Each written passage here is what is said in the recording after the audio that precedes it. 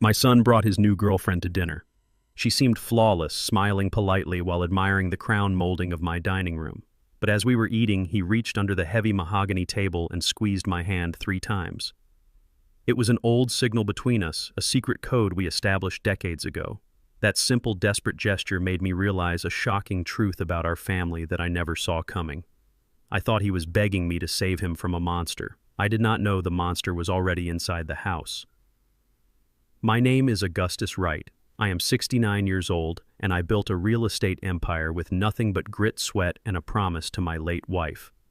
Before I continue this story, let me know where you are watching from in the comments below.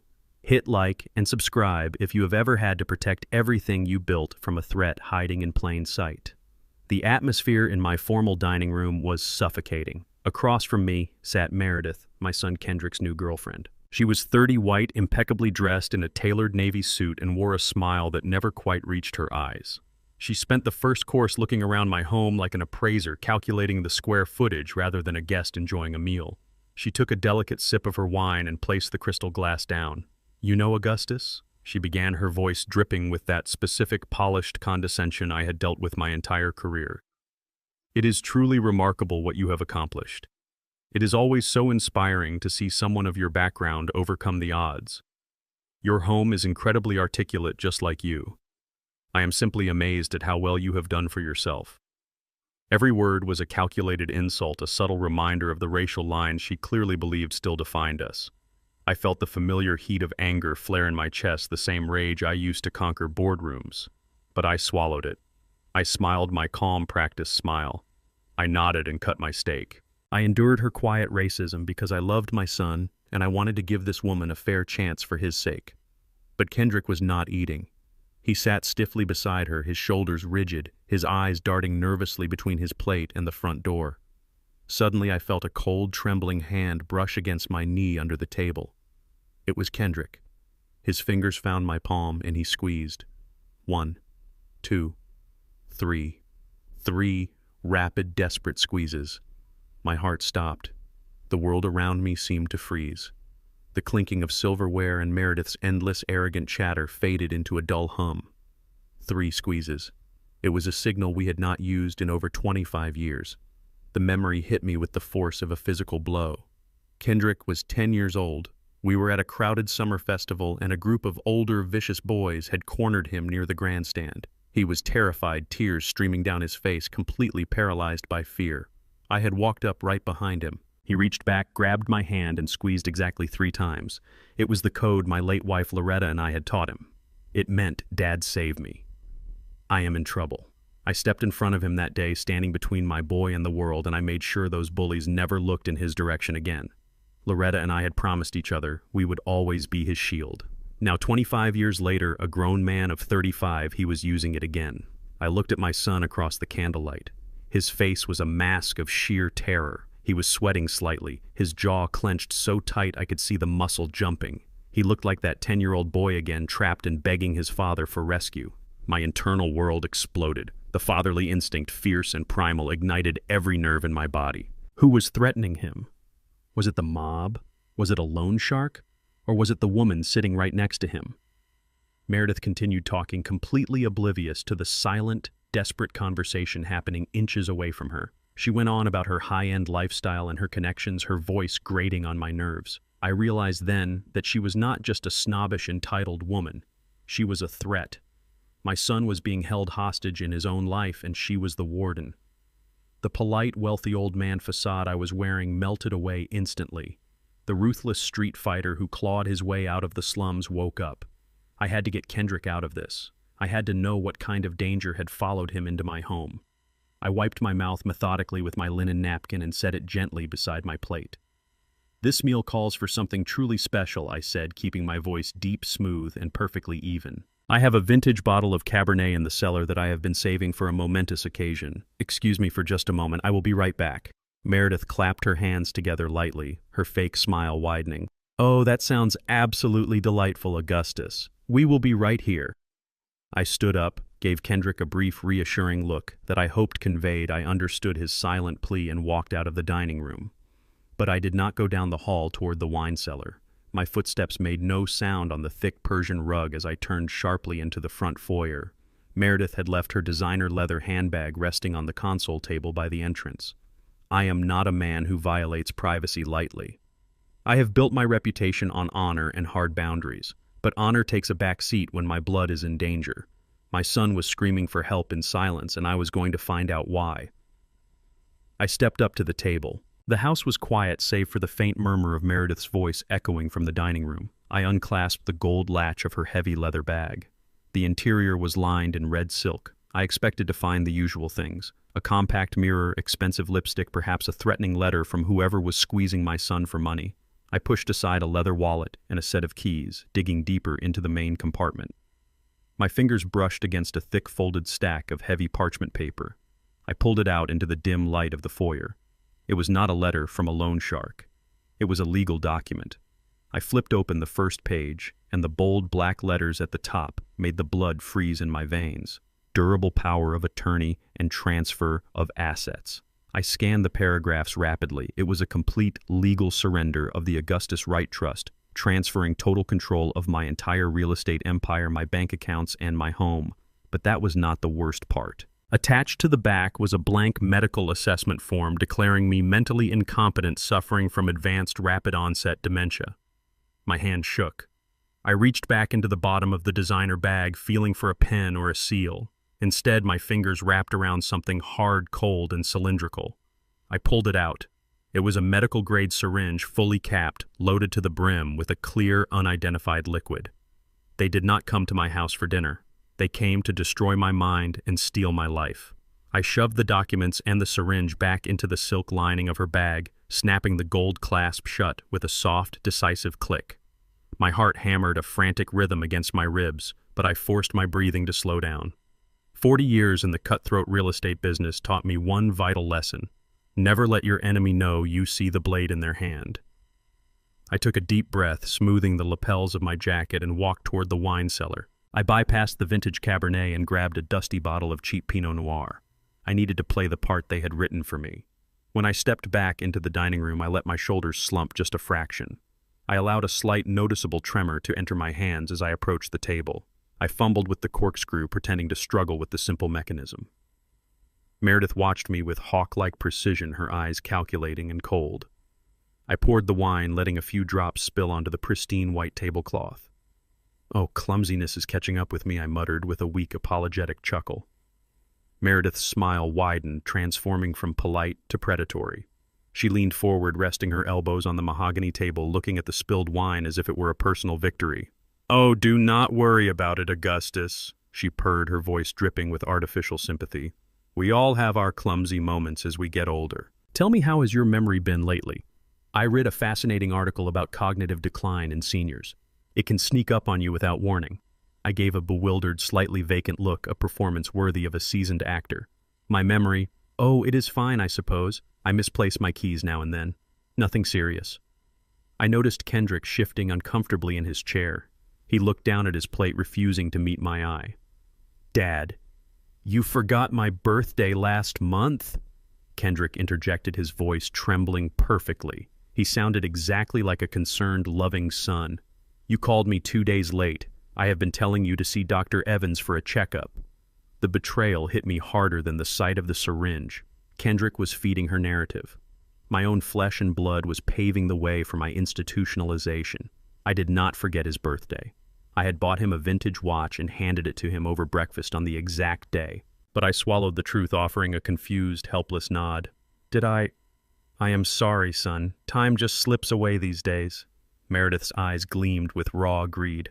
She began looking around the dining room again, her gaze sweeping over the crystal chandelier, the original oil paintings, and the imported hardwood floors.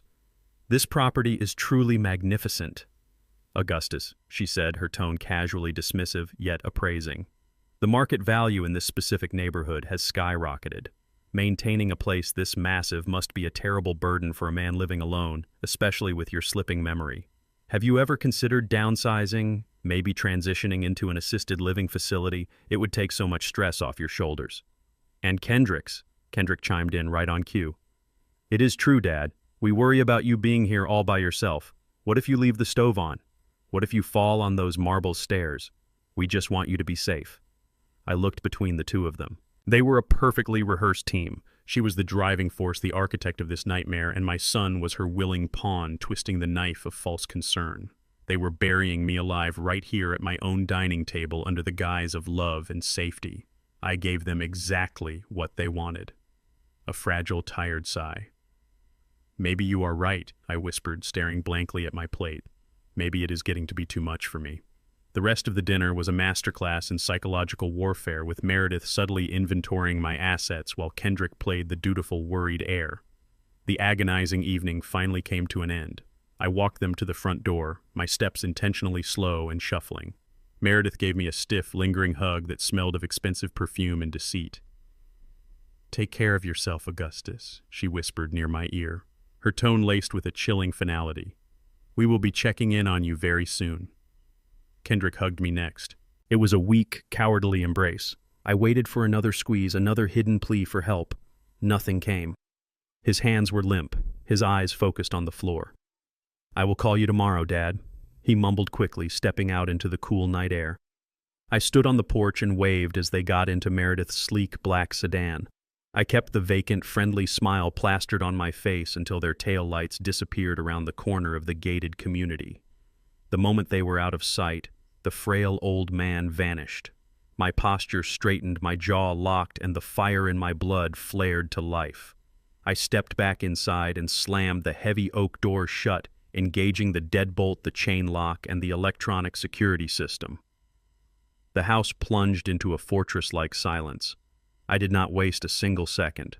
I sprinted down the hallway toward my private study at the back of the house. I locked that door too. I dropped into my leather desk chair and fired up my encrypted computer. My mind raced through 1,000 terrifying scenarios. If they had a syringe and a transfer of assets document ready, they were already moving. They were not just planning for the future. They were executing their plan right now. I needed to see exactly how much damage had already been done. I bypassed my standard banking portals and logged directly into the secure offshore server where I kept my emergency liquid assets. This was a fail-safe account, a ghost fund designed for extreme catastrophes. Only 2 people in the world knew it existed: me and my son Kendrick. I had given him emergency access years ago just in case something ever happened to me.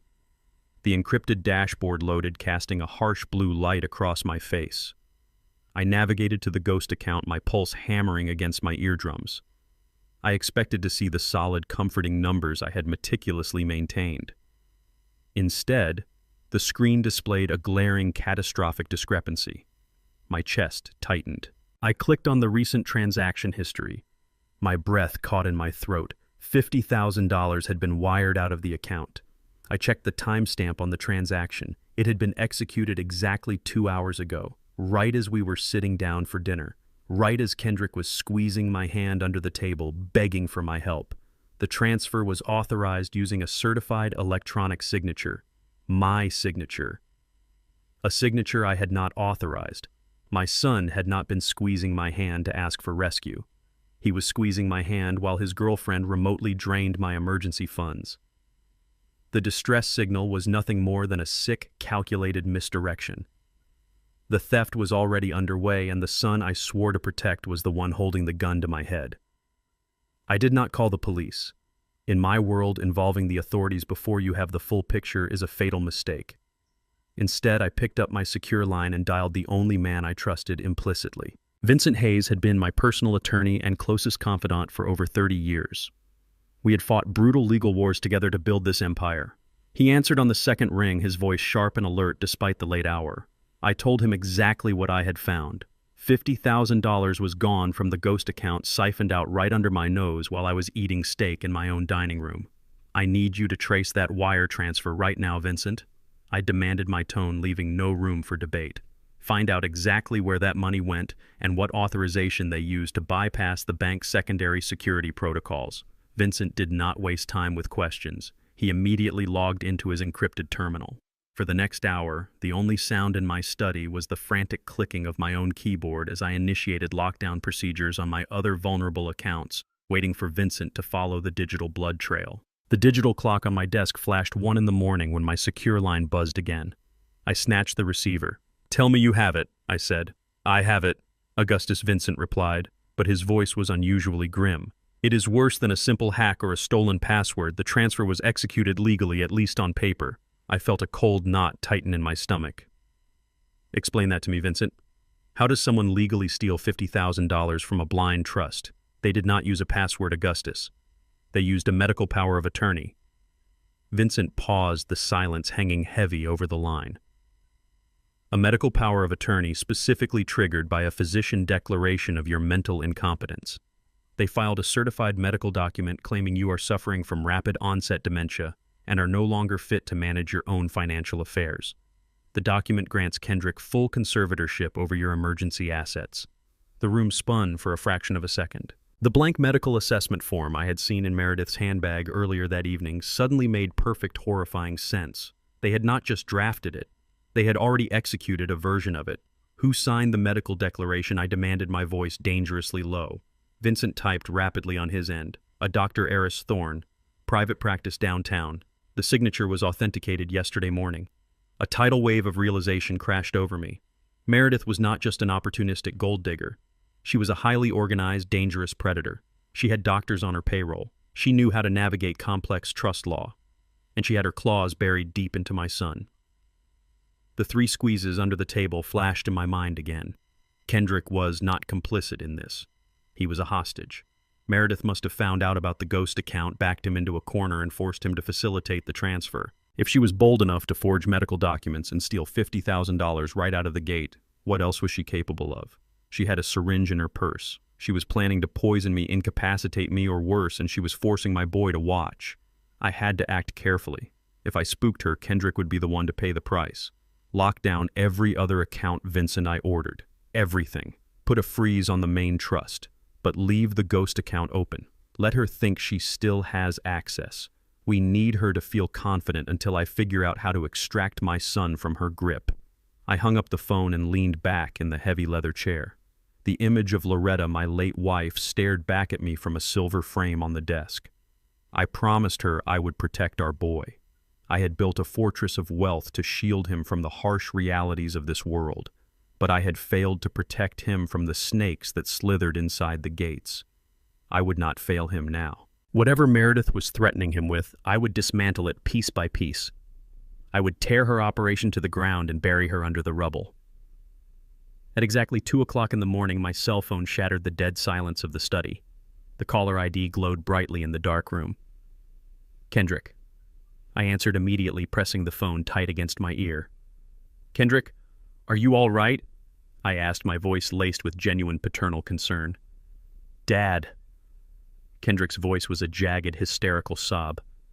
Dad, you have to help me, please, you have to help me. He was hyperventilating, his breaths coming in sharp, ragged gasps. Slow down, son. Talk to me. Where are you? What is happening? It is Meredith, Dad. She is not who you think she is. Kendrick wept, his voice cracking with pure terror. She is a monster. She has people, dangerous people. I owe them money, Dad, a lot of money. I did not know how bad it was until it was too late. They are forcing me to do this. The transfer tonight, that was her. She made me do it. I kept my voice incredibly calm, playing the role of the terrified but steady father. What do they want, Kendrick? Tell me what they want, and I will fix it. They want the South Side Commercial District. He sobbed, the panic in his voice escalating. She has the transfer deeds ready. She says, if you do not sign the commercial district over to me by tomorrow morning, her people are going to kill me. Dad, they are going to kill me. They have guns. You have to sign it, Dad. Please, just sign the buildings over so I can pay them off and get away from her. I am so sorry I brought this to your door. I am so sorry. I closed my eyes, absorbing the sheer desperation in my son's voice. The Southside Commercial District was the crown jewel of my real estate portfolio. It was worth tens of millions. It was the legacy I had intended to leave him. Handing it over under duress was madness, but listening to my boy cry for his life was tearing my heart apart. I will do whatever it takes to keep you safe, son, I promised fiercely. Just tell me where to meet you. As Kendrick continued to weep into the receiver, something caught my attention. A faint, rhythmic rustling in the background. As a man who routinely dealt with corporate espionage, my home office was equipped with a state-of-the-art digital audio console. I quickly routed the live call through my computer sound isolation software. I engaged the active noise cancellation and cranked up the vocal enhancement frequencies to isolate the background audio behind Kendrick's voice. The digital waveform on my monitor spiked. I put on my studio-grade headphones and listened closely. Behind the sound of my son's hysterical, pathetic sobbing, the background noise crystallized into absolute clarity. It was Meredith. She was not holding a gun to his head. She was standing right next to him. "Cry louder," her voice whispered, sharp, calm, and utterly devoid of threat. "Make the old man scared. Put some real panic into it, Kendrick. We almost have him." My blood turned to absolute ice.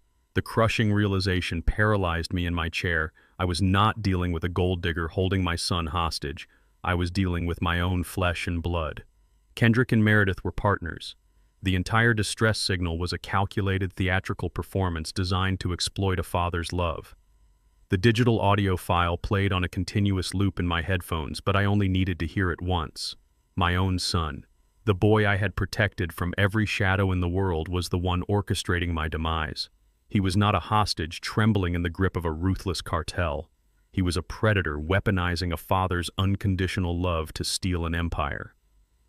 The 3 squeezes under the dinner table were not a desperate plea for rescue. They were a psychological dagger expertly twisted into the softest part of my heart.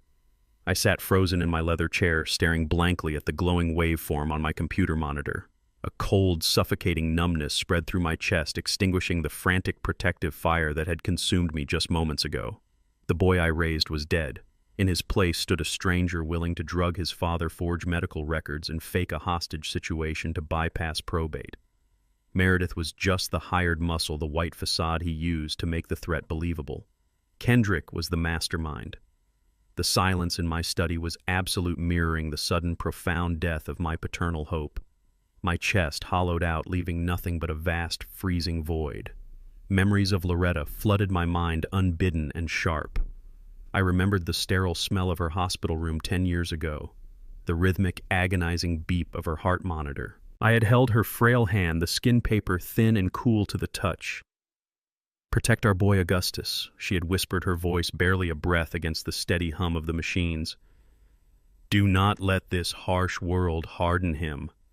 Make sure he never has to fight the wars we fought." I had kissed her forehead and sworn an oath to God and to her that Kendrick would always be safe. I had spent the last decade fulfilling that promise with every ounce of my strength. I built walls of wealth and privilege around him. I funded his failed business ventures without question, bought his luxury cars, and cleared away every obstacle in his path before he even knew they were there. I gave him a life completely devoid of consequence, a life of absolute ease. And in doing so, I had created a monster. I had shielded him from the harsh realities of the world, only to watch him become the very thing I tried to protect him from. An entitled, ruthless predator willing to devour his own blood for a bigger piece of the pie. I reached up and wiped a single hot tear from my cheek. It would be the last tear I ever shed for Kendrick Wright. I took a deep, shuddering breath and visualized a heavy iron vault closing around my heart, the heavy steel tumblers sliding into place with a resounding, permanent click. The grieving, desperate father was locked inside, buried alive. The man who remained sitting at the mahogany desk was Augustus Wright, the ruthless street fighter who had clawed his way out of the dirt to build a dynasty.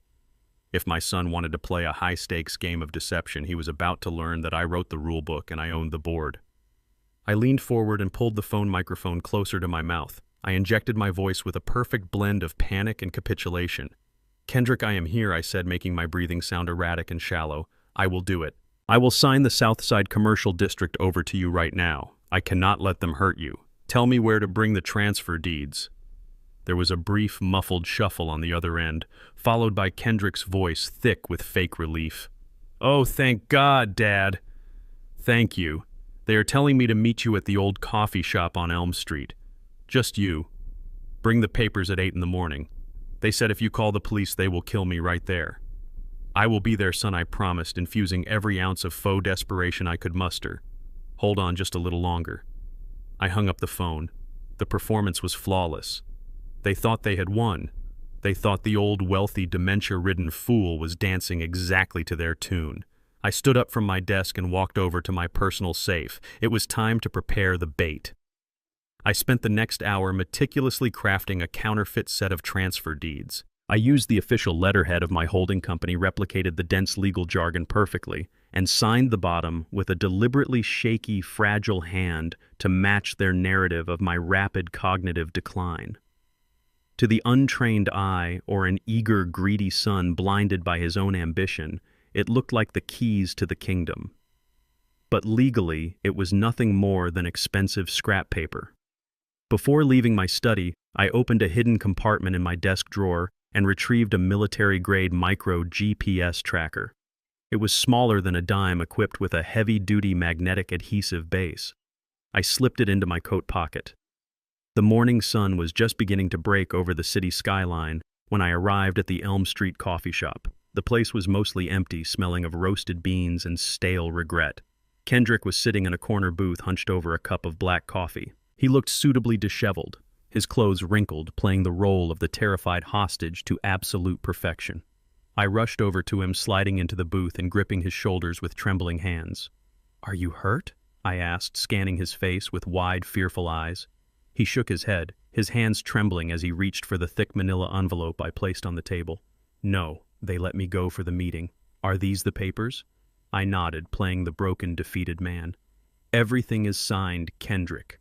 The Southside District is yours. Just give this to them and come home."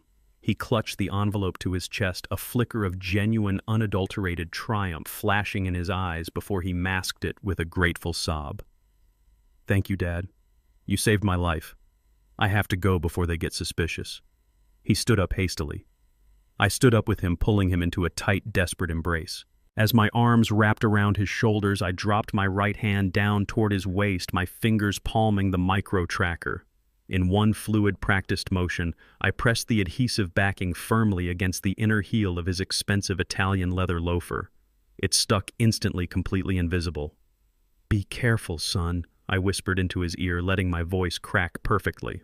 He broke the hug, gave me one last terrified look, and hurried out of the coffee shop without looking back. I sat back down in the booth, ordering a black coffee from a passing waitress. I pulled out my secure smartphone and opened the tracking application. A small red dot blinked to life on the digital map, moving rapidly away from the cafe. I watched the screen with cold, detached precision. If Kendrick was truly being extorted by violent loan sharks, the dot would lead to a gritty warehouse, an abandoned lot, or a shady back alley in the dangerous part of town. Instead, I watched the red beacon travel smoothly down the interstate, bypassing the industrial zones entirely. The dot took the exit for the Silkwood District, the most affluent, exclusive neighborhood in the entire metropolitan area. I zoomed in on the map as the tracker finally came to a halt. Kendrick had not driven to a dangerous cartel hideout to hand over the deeds for his life. The GPS coordinates pinpointed his location perfectly. He was parked inside the private gated garage of an ultra-luxury penthouse high-rise, the exact kind of place a man would go to celebrate stealing his father's empire. I left the coffee shop and climbed into my inconspicuous sedan. The red dot on my screen remained stationary inside the Silkwood District high-rise. I drove across town, my face a mask of cold resolve. I arrived at the towering glass and steel structure within 20 minutes. The private underground garage was secured by heavy iron gates and a biometric scanner, a fortress meant to keep the public out. But they forgot who built the foundation of this city. As a major developer, my holding company owned the underlying property management firm that serviced half the luxury towers in this zip code. I pulled a sleek black master override card from my wallet, swiped it against the reader, and watched the iron gates slide open without a sound. I drove down into the subterranean levels, the cool fluorescent lights reflecting off rows of luxury vehicles. I tracked the GPS signal to the VIP sub-basement. There it was. Kendrick's bright red Italian sports car parked arrogantly across two premium spaces. The engine was still ticking, radiating heat. I parked my sedan 2 aisles over in the shadows and walked silently toward my son's vehicle. I approached the sleek red car.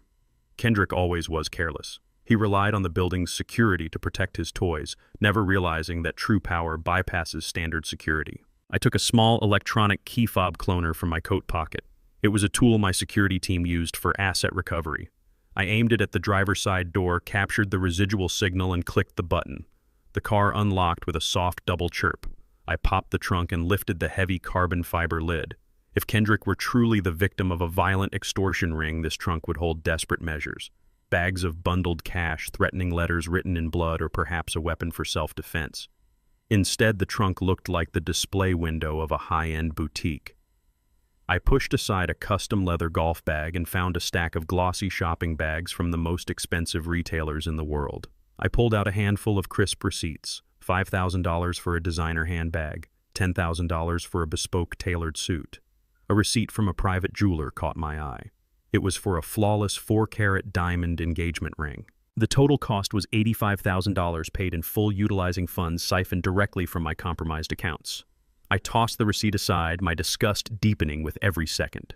Underneath the shopping bags lay a thick leather-bound folio embossed with the logo of a rival real estate firm. I flipped it open. It was a finalized purchase agreement for a sprawling beachfront mansion in a tropical tax haven. The buyers listed on the contract were Kendrick Wright and Meredith Vance.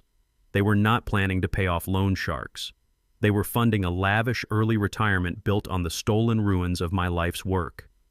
They had used the fabricated story of armed thugs to extort the Southside commercial district from me, intending to liquidate it and vanish into a life of absolute luxury. My son had put a price tag on his father, and the proceeds were paying for a tropical vacation and a diamond ring.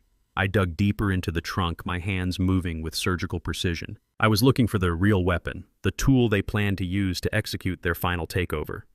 Beneath the spare tire compartment, I found a locked steel briefcase. The combination was easy to guess. Kendrick had used the same 4 digits for everything since high school. It was his mother's birthday.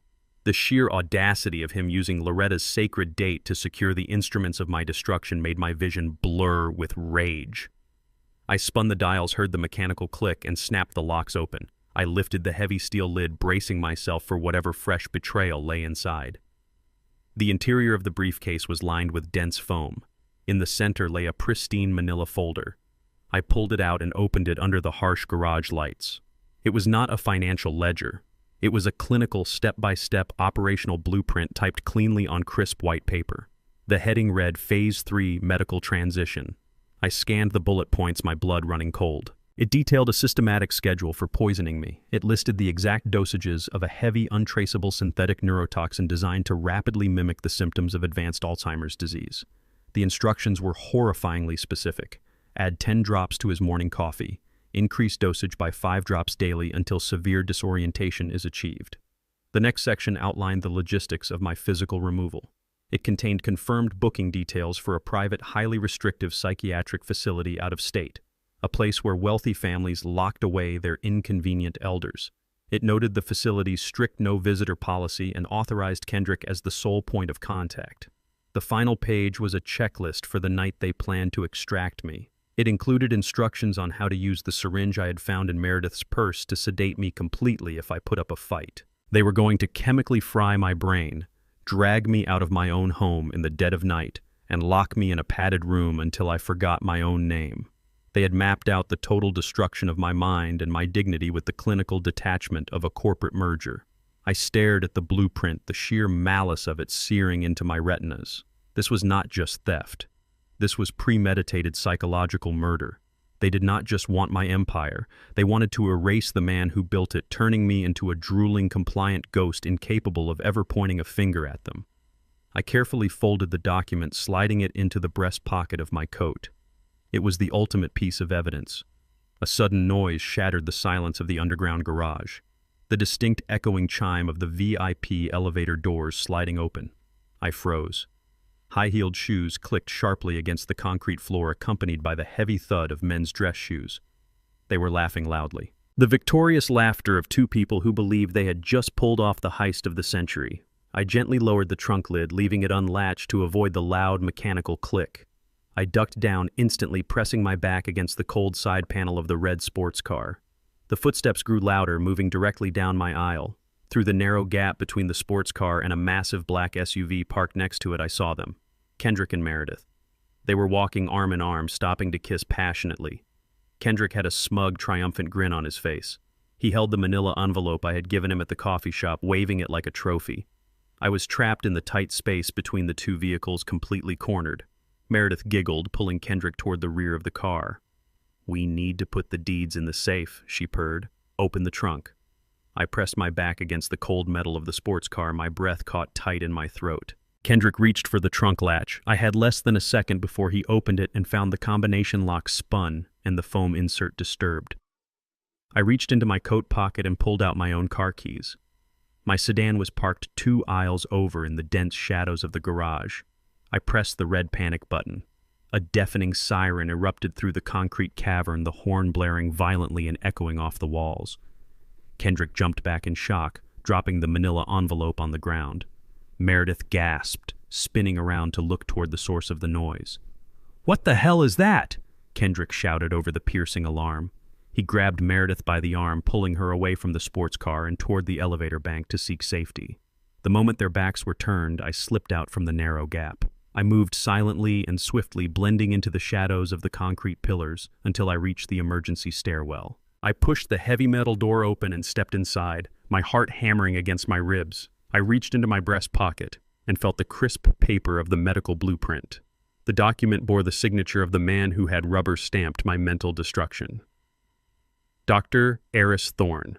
I had my next target. The morning sun was brutally bright as I pulled up to the upscale medical plaza in the financial district. Dr. Eris Thorne operated a boutique concierge clinic on the top floor, catering exclusively to the city elite. I did not bother making an appointment. I walked past the marble front desk, completely ignoring the protests of the startled receptionist.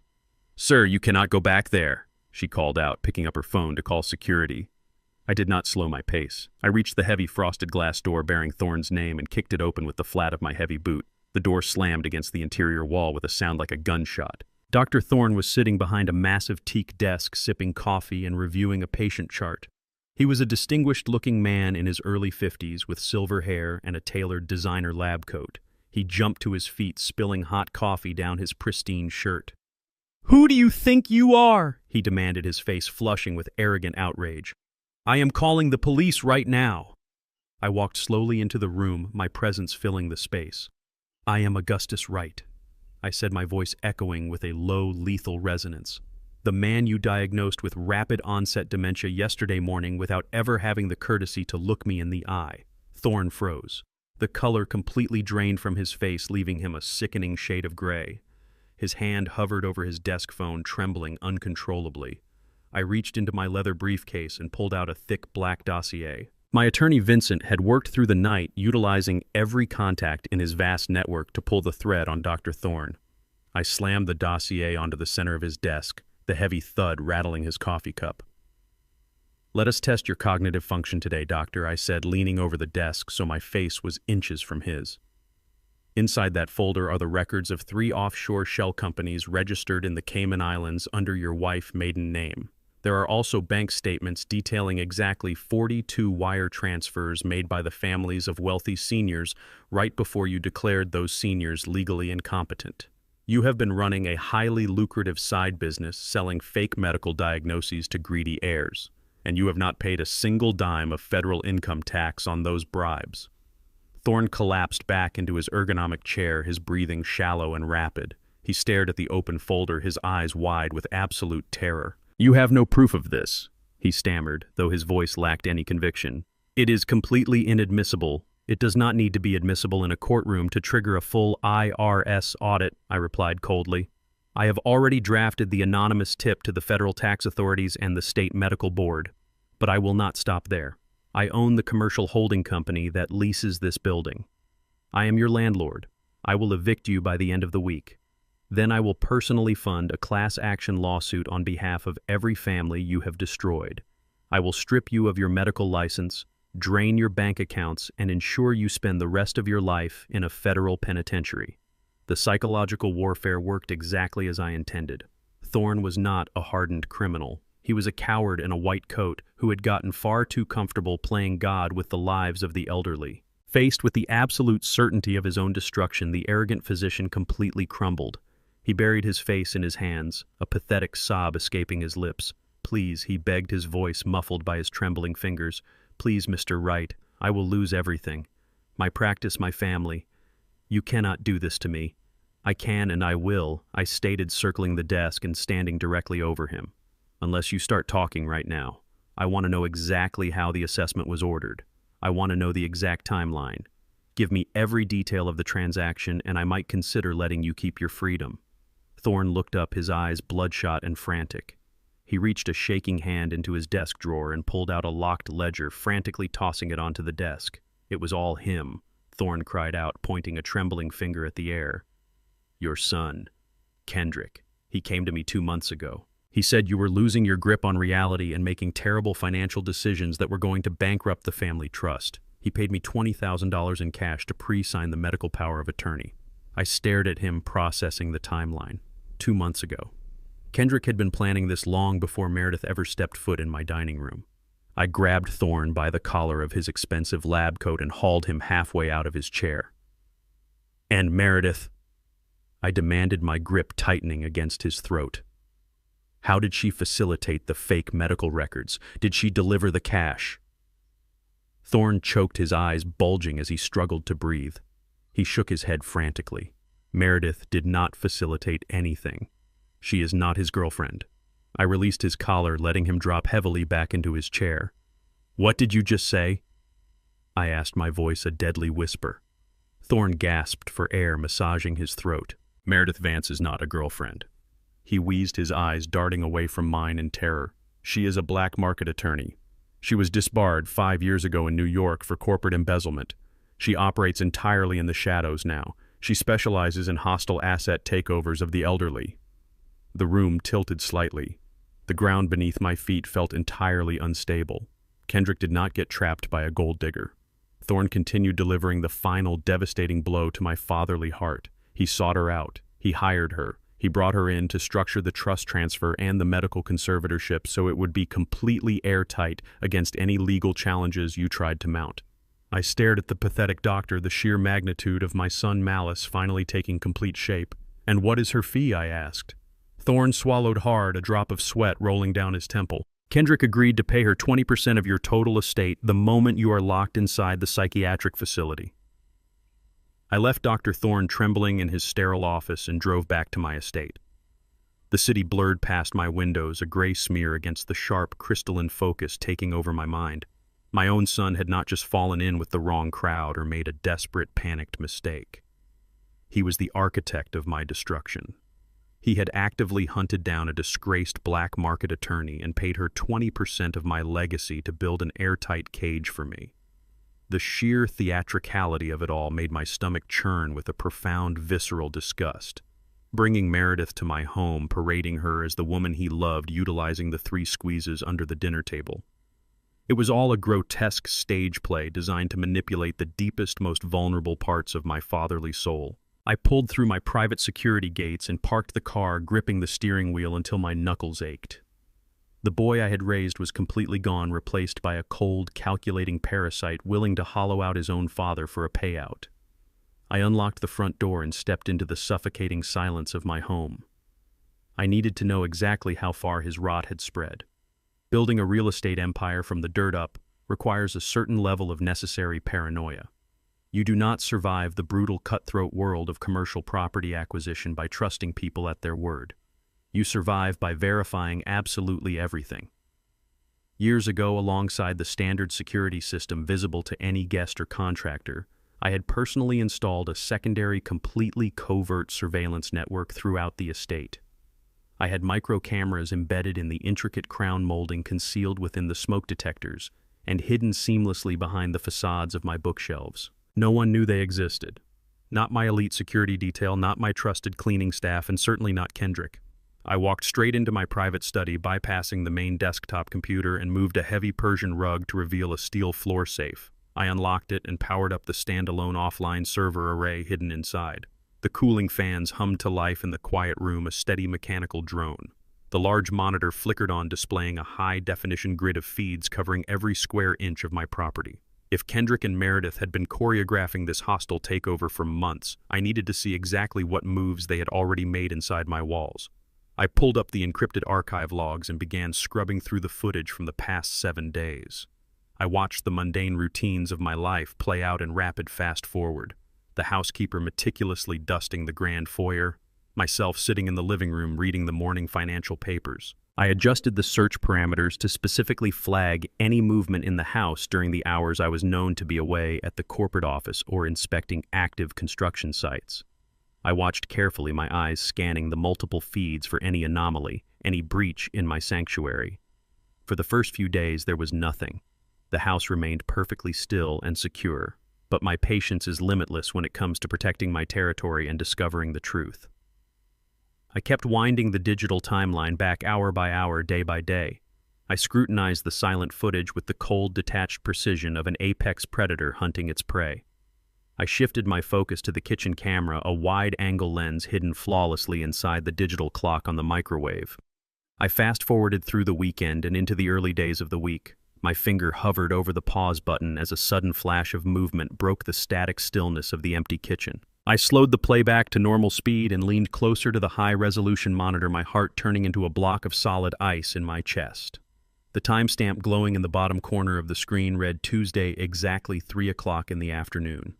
I was scheduled to be across town at a lengthy zoning board meeting, a meeting Kendrick knew all about because he had specifically asked about my schedule the night before, under the guise of making dinner plans.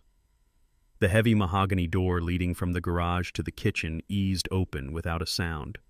Kendrick stepped inside. He did not call out to see if anyone was home. He moved with a stealthy, deliberate caution, his eyes darting around the pristine room to ensure he was completely alone. He was wearing dark, nondescript clothes, a stark contrast to his usual tailored designer suits, and he kept his head angled slightly down. He walked directly to the marble island in the center of the kitchen. He did not go to the refrigerator for a drink or the pantry for a snack. He moved with chilling, undeniable purpose toward the small wooden cabinet where I kept my daily supplements and my prescription heart medication. I watched my son reach out and pull the amber plastic bottle of my beta blockers from the top shelf. He held it in his hand, examining the label closely to verify he had the right prescription. He then reached deep into the pocket of his dark jacket and pulled out a small, clear plastic vial. My breath caught in my throat. The betrayal unfolding on the screen was so intimate, so profoundly evil, it felt like a physical violation of my home. Kendrick unscrewed the child-proof cap of my medication bottle. He placed it carefully on the marble counter, making sure not to make a single sound. He uncapped the small, clear vial he had brought with him. He looked over his shoulder one last time, scanning the empty kitchen, completely unaware of the hidden lens recording his every move. I watched in absolute horror as my son carefully tapped the edge of the clear vial against the opening of my medication bottle. A fine, chalky white powder cascaded down, coating the capsules inside. It was the synthetic neurotoxin from the operational blueprint I had found in the trunk of his sports car. The chemical weapon designed to rapidly destroy my cognitive functions and perfectly mimic the symptoms of advanced dementia. He was not just waiting for my mind to fail, he was actively destroying it. Kendrick securely screwed the cap back onto my medication, gave the bottle a gentle, methodical shake to distribute the lethal powder evenly among the pills, and placed it exactly where he had found it on the shelf. He wiped the marble counter with his sleeve, turned on his heel, and slipped back out the garage door, disappearing like a thief in the daylight. I sat frozen in the cold glow of the monitor. My own flesh and blood was systematically poisoning my daily medication. He was murdering me slowly, dose by dose, with his own hands. The screen faded to black, leaving my study bathed in shadows. I did not smash the monitor. I did not scream. I methodically shut down the server and locked the safe. The son I loved was dead, and I was going to bury the man who took his place. I picked up my phone and dialed Kendrick. He answered on the second ring, his voice dripping with faux concern.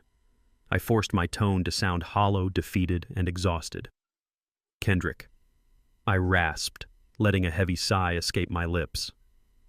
"I have been thinking a lot about what you and Meredith said at dinner. You are right. The business, this massive house, it is all becoming too much for me. My mind is not what it used to be. Come over this Saturday for a barbecue in the backyard. Bring Meredith. It is time we sit down and talk about handing over the assets. I want you to take control of the empire." The sharp intake of breath on the other end of the line was audible. The predator had just been offered the keys to the slaughterhouse. He agreed immediately, his voice trembling with manufactured gratitude. Saturday afternoon arrived thick with summer heat. The sprawling backyard of my estate was perfectly manicured, the scent of smoked hickory and roasting brisket filling the air. It looked like a picture-perfect family gathering. In reality, it was a psychological battlefield. I greeted them at the patio door, shuffling my feet slightly, rounding my shoulders to diminish my imposing stature. I was playing the role of a fading king, eager to abdicate his throne. Meredith wore a pristine white sundress, her fake smile permanently plastered to her face. Kendrick carried a bottle of bourbon, acting the part of the dutiful, supportive son. I led them to the heavy iron patio table under the shade of a massive oak tree. The table was set with fine crystal and expensive cuts of meat, a final feast before the execution they had planned. I sat down heavily, rubbing my temples as if fighting off a persistent fog. Meredith immediately launched into her sweet, patronizing routine, asking if the heat was too much for my condition. I mumbled a confused response, staring blankly at the brisket on my plate. Then came the moment of truth. I reached into my cardigan pocket and pulled out the amber prescription bottle, the very same bottle Kendrick had poisoned days earlier. I had, of course, emptied the toxic capsules into a hazardous waste container and replaced them with standard harmless vitamin supplements that looked identical. My hands shook violently as I unscrewed the child-proof cap. It was a calculated, Oscar-worthy performance. I fumbled with the bottle, dropping 2 pills onto the glass table before finally securing one between my trembling fingers. I lifted the glass of water to my lips, spilling a few drops down my chin, and swallowed the pill. I lowered my gaze, pretending to catch my breath, but I watched them through the reflection of the glass tabletop. Kendrick and Meredith exchanged a swift, knowing look. It was a look of pure, unadulterated victory. A sinister, arrogant smirk flashed across Meredith's face while Kendrick gave a microscopic, satisfied nod. They believed the poison was working. They believed they were watching my brain chemically dissolve right in front of their eyes. My blood boiled, but I maintained my fragile facade. I dabbed my chin with a napkin and smiled weakly at the 2 monsters sitting at my table. "I just need to stay on top of my medication," I whispered, my voice incredibly frail.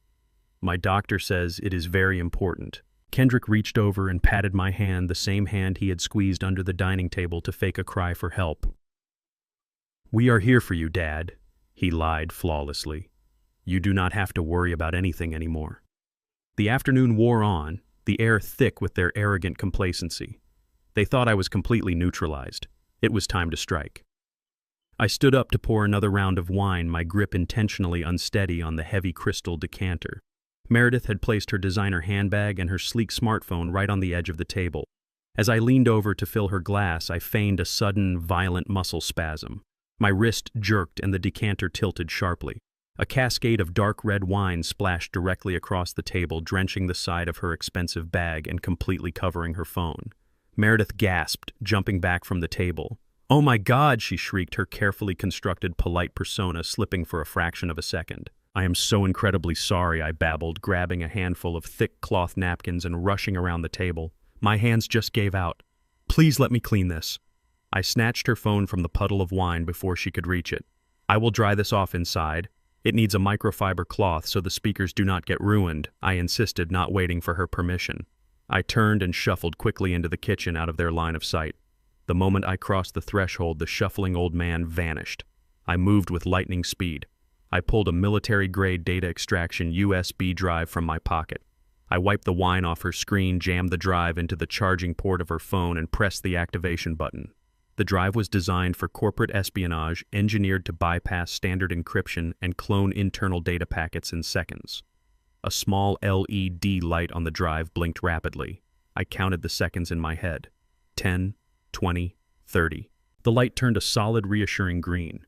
The extraction was complete. I ripped the drive out, shoved it back into my pocket, and gave the phone a final thorough wipe down with a towel. I walked back out to the patio, holding the spotless phone out to Meredith with a deeply apologetic smile. "Good as new," I said, handing the device back to her. "I cannot apologize enough for my clumsiness." Meredith snatched the phone, forcing a tight, strained smile. "It is perfectly fine, Augustus. Accidents happen." The rest of the afternoon was a blur of empty pleasantries and fake smiles. As soon as they finally drove away, I locked the doors and sprinted back to my study. I plugged the extraction drive into my offline server and ran the decryption protocol. Meredith was a professional, but she was arrogant, and arrogant people leave digital footprints. The software ripped through her encrypted messaging apps and private email folders, pulling up her direct communications with the corrupt psychiatric facility. I opened the master operational thread.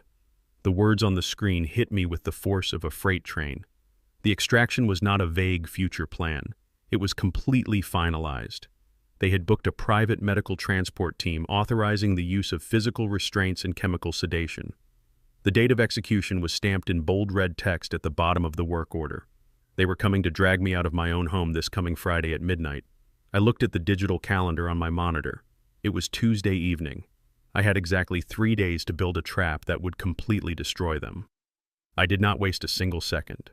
As soon as I processed the terrifying reality of their Friday night extraction plan, I picked up my secure line and called Vincent. He arrived at my estate within 20 minutes, slipping quietly through the private service entrance to avoid any potential surveillance Kendrick might have arranged. We locked ourselves inside my study. The heavy mahogany doors were bolted shut, and I activated the electronic sweepers to jam any listening devices. We had exactly 72 hours before a private medical team showed up to drag me out of my own house in a chemical straitjacket. I poured us both a glass of neat bourbon and showed Vincent the decrypted operational timeline I had pulled from Meredith's phone. I watched the color completely drain from the face of a man who had spent 3 decades navigating corporate bloodbaths and vicious legal warfare. He took a slow, heavy sip of his drink and looked at me across the desk. "What is the play, Augustus?" he asked, his voice rough. "Do we call the police?" I shook my head. My jaw locked so tight my teeth ached. "If we call the police now, they will just scatter. They will hire expensive defense attorneys, drag this out in the courts for years, and claim I am a paranoid old man making up wild stories to punish my son. I do not want them to scatter, Vincent. I want them to step right into a bear trap of their own making. I want to completely obliterate them. We are going to give Kendrick exactly what he has been begging for." Vincent and I spent the rest of the night bathed in the harsh blue light of my computer monitors constructing a legal masterpiece. It was the ultimate Trojan horse. On the surface, the document we drafted was a total unconditional surrender of my entire real estate empire. It was a comprehensive transfer of assets and trust control, handing Kendrick 100% operational authority over my holding companies, my liquid cash, the estate, and all property deeds. It was structured specifically to look like the desperate, rushed act of a terrified father trying to pay off his son's imaginary loan sharks. We formatted it on the thickest, most official-looking parchment paper we could find. To a greedy, impatient predator like Kendrick, it was the Holy Grail. It was everything he and Meredith had been scheming for, neatly wrapped up and handed over on a silver platter. But Vincent is a legal genius, a man who knows exactly how to hide fatal landmines in the fine print. Buried deep within the dense bureaucratic jargon of the fiduciary compliance section, we planted a massive, irreversible poison pill. We tied the transfer of assets directly to a federal compliance and transparency waiver. The clause explicitly stated that by signing the document and accepting the role of primary beneficiary and trustee, the signatory granted immediate, unredacted, and irrevocable consent to a full financial audit by the Internal Revenue Service and the Federal Bureau of Investigation. The language was meticulously engineered to waive all rights to financial privacy, triggering an automatic federal review of all shell companies, offshore accounts, and private ledgers linked to the trustee under the strict guidelines of anti-money laundering statutes. Kendrick was not just a greedy, treacherous son. He was a sloppy criminal. We already knew from Dr. Thorne's ledger and my own private investigations that Kendrick had been moving stolen money through a labyrinth of shady shell corporations to fund his lavish lifestyle, his luxury cars, and his secret tropical getaway. He was neck-deep in tax evasion and wire fraud. If he signed this document, he would not be inheriting a real estate empire. He would be voluntarily opening the front door of his illicit financial life and inviting the federal government to tear his house down to the studs. He would be signing his own arrest warrant. We finished the document as the sun began to peek over the horizon, casting long, cold shadows across the study. Vincent reviewed the final pages, his eyes bloodshot but gleaming with a ruthless, icy satisfaction. "It is flawless, Augustus," he murmured, tapping the thick stack of paper. "If he puts his ink on that signature line, there is absolutely no legal maneuver on earth that can save him from federal prison." I waited until Thursday morning to cast the line. The tension in my chest was a tightly coiled spring ready to snap. I picked up my phone and called Kendrick. When he answered, I immediately launched into my performance. I let my breathing become rapid and shallow. I made my voice crack, sounding completely broken, erratic, and defeated by fear. "Kendrick, you need to come over here right now," I gasped, pitching my tone perfectly to mimic a man on the edge of a mental collapse. "Come alone. I have the papers. I had Vincent draft everything last night. I am giving you the entire portfolio. You can liquidate whatever you need to pay off those monsters threatening you. Just please get them off your back. I cannot lose you to those people." He was at my front door in less than 30 minutes. He rushed into the study, his face a carefully constructed mask of manufactured panic and feigned reluctance, but I could see the raw, unadulterated greed burning like a bonfire behind his eyes. He looked at the thick stack of parchment sitting on my mahogany desk as if it were a pile of solid gold bricks. "Dad, are you sure about this?" he asked, his voice trembling with fake guilt. "I hate that I brought this trouble to your doorstep. I am so sorry I failed you." I grabbed his shoulders, squeezing them hard, playing the desperate, loving father to the very last second. "I am sure, son. I am doing this to save your life. Just sign the documents. Take the power of attorney. Take the holding companies. Take everything. Just fix this mess so we can be safe." Kendrick did not need to be told twice. The mask of the reluctant, frightened son slipped instantly. He practically lunged for the solid gold fountain pen resting on the leather blotter. He did not read the fine print. He did not scan the fiduciary compliance section. He was entirely blinded by his own towering arrogance and his desperate, ravenous hunger for my wealth. I watched with a sickening mix of profound grief and ice-cold vengeance as my own flesh and blood flipped directly to the last page. He gripped the pen so tightly his knuckles turned white and aggressively scrawled his signature across the bottom line. The scratching sound of the metal nib against the paper sealed his fate forever. "It is done, Dad." Kendrick breathed out, slapping the folder shut. He could not completely hide the victorious, arrogant smirk pulling at the corners of his mouth. "I will take this to the bank right now and get those guys off our backs. Everything is going to be fine now, I promise." He grabbed the folder, gave me a quick, meaningless hug, and practically sprinted out of the study, eager to show his criminal partner the ultimate prize. I stood motionless until I heard the heavy front door slam shut and the roar of his red sports car engine fading down the driveway. The moment he was gone, the hidden door connecting my study to the private library swung open. Vincent stepped out from the shadows, carrying a highly encrypted Federal transmission tablet. He looked at me, raising a single eyebrow in silent question. I gave him a slow, deliberate nod. Vincent tapped the screen, transmitting the digitally verified copy of the signed contract directly into the secure tip portal of the Financial Crimes Enforcement Network. The ink on Kendrick's signature had barely dried. But as he sped down the highway, fully believing he was now the undisputed king of the city, an automated red alert was already flashing on the monitors of federal agents across the state. The audit was triggered. The trap had snapped shut violently and permanently right on his neck. The fallout from the poison pill was not a slow burn. It was an immediate, catastrophic detonation. Friday morning arrived with clear skies and the illusion of absolute victory for my son. I monitored his movements through the GPS tracker still firmly attached to his loafer. He did not go to the bank to pay off imaginary loan sharks. He drove straight to the luxury shopping district. He walked into an exclusive boutique to purchase a $50,000 platinum watch, a celebratory trophy for stealing my legacy. I could almost picture his arrogant grin as he handed over his black credit card. That grin vanished exactly 3 seconds later when the payment terminal flashed a bright red error message. Declined. Kendrick, fueled by entitled rage, handed the clerk a second card linked to his offshore shell company. Declined. He pulled out a third. Declined. He stormed out of the boutique and dialed his private wealth manager, screaming into the phone. The response he received must have felt like a physical blow. His accounts were not just overdrawn. They were completely frozen. Every single asset, domestic and international, had been locked down under a sweeping federal mandate from the Financial Crimes Enforcement Network. The IRS and the FBI were already tearing through his financial life. I sat in the quiet comfort of my study, a cup of hot black coffee resting on my mahogany desk. The software I had covertly installed on Meredith's phone during our barbecue was functioning flawlessly. It gave me full remote access to her microphone.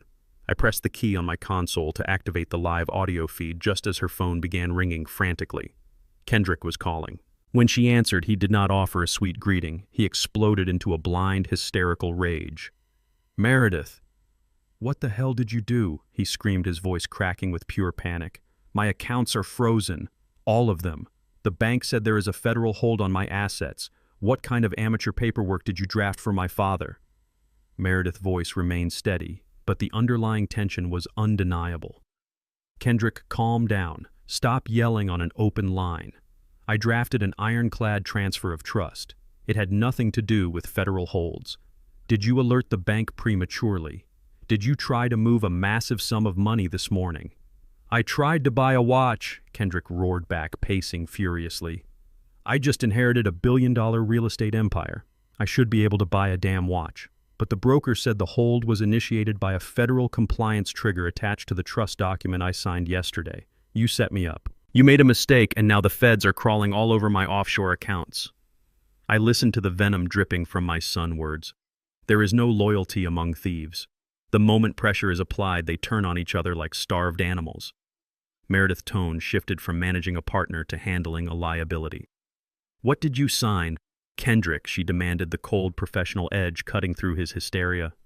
"Tell me exactly what you signed in your father's study." "I signed the transfer of assets you gave me," he yelled. "The one with the official letterhead." He handed it to me. I signed the back page and I left. I did exactly what we planned. A heavy, damning silence fell over the line. Even through the digital feed, I could feel Meredith rapidly piecing the puzzle together. "You did not read the document before putting your signature on it?" she asked, her voice dropping to a dangerous whisper. "You just blindly signed a legal contract your father handed you without having me review the final draft." He was crying, Meredith. He was terrified of the loan sharks. "I just grabbed the pen and signed it so I could get out of there." "You stupid, arrogant fool," Meredith hissed, her composure finally breaking. "Your father is not terrified. He is not losing his mind. He played you. He layered a federal audit trigger into that contract, and you just invited the IRS to rip apart every illegal shell company you have been using to hide your money." Kendrick continued to scream, demanding she fix it, threatening to drag her down with him if he went to prison. But Meredith was no longer listening to him. She was a survivalist. She recognized a sinking ship, and she had no intention of drowning with a careless, greedy amateur. "Fix this, Meredith," Kendrick shouted, his voice echoing in the background. "You promised me this was foolproof. We are supposed to be finalizing the psychiatric extraction tonight." Meredith ended the call abruptly, cutting off his frantic pleading. I listened to the ambient noise coming through her microphone. I heard the distinct sound of a closet door opening, followed by the heavy zipper of a travel bag. She was packing. She knew the federal agents were already digging into Kendrick finances, which meant they were only hours away from finding her name on the beachfront property documents and the illegal wire transfers. She needed an exit strategy, and she needed cash fast. I heard her pacing across hardwood floors, her breathing shallow and rapid. She was calculating her odds. Kendrick had nothing left to offer. His assets were frozen, and his freedom was rapidly expiring. But Meredith possessed one final valuable piece of leverage. She had documented evidence of Kendrick crimes. She had been keeping insurance. I leaned back in my chair, steepling my fingers. I knew exactly what she was going to do next.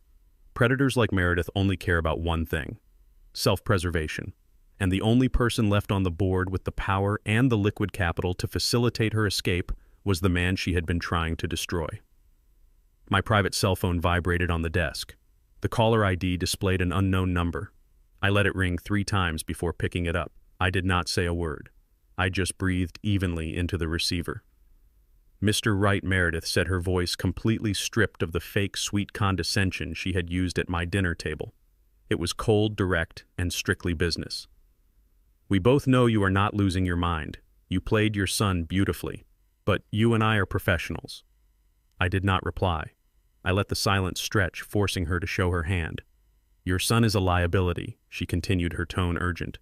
"He is going down, and I refuse to be collateral damage. I know you want to nail him to the wall permanently. I have something you need. I have high-definition audio recordings of Kendrick explicitly detailing his plan to poison your medication and lock you in a psychiatric ward.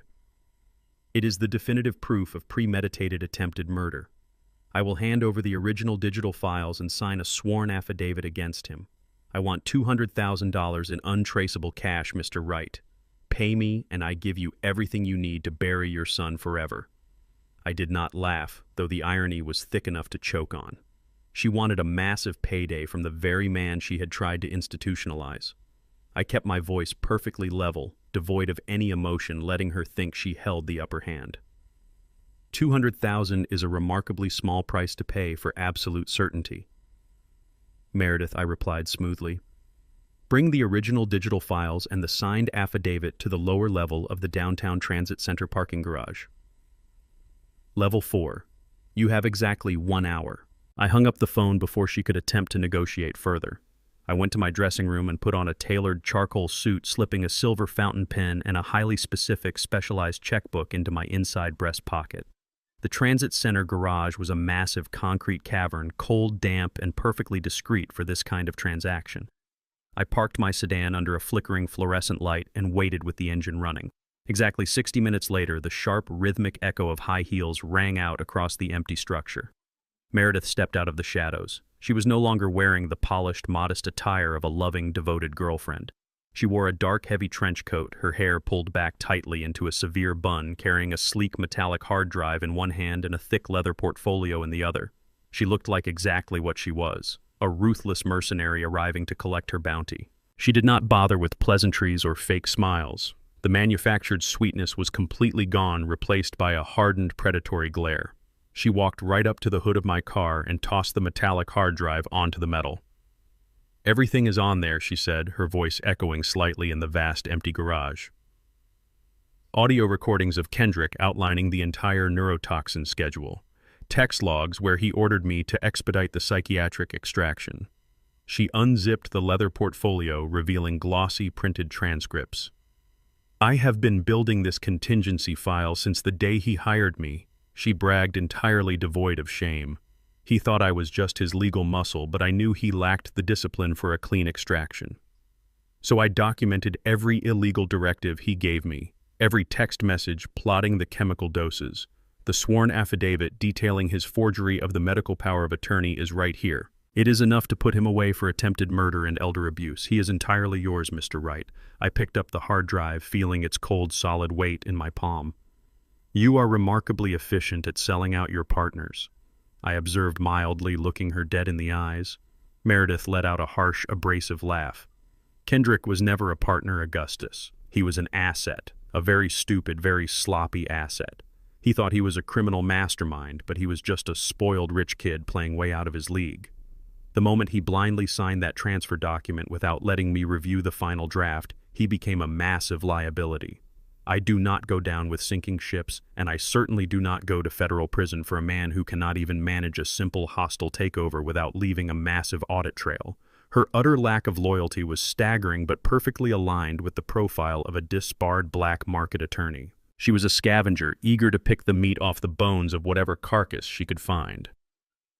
He trusted you, I stated simply to measure her reaction.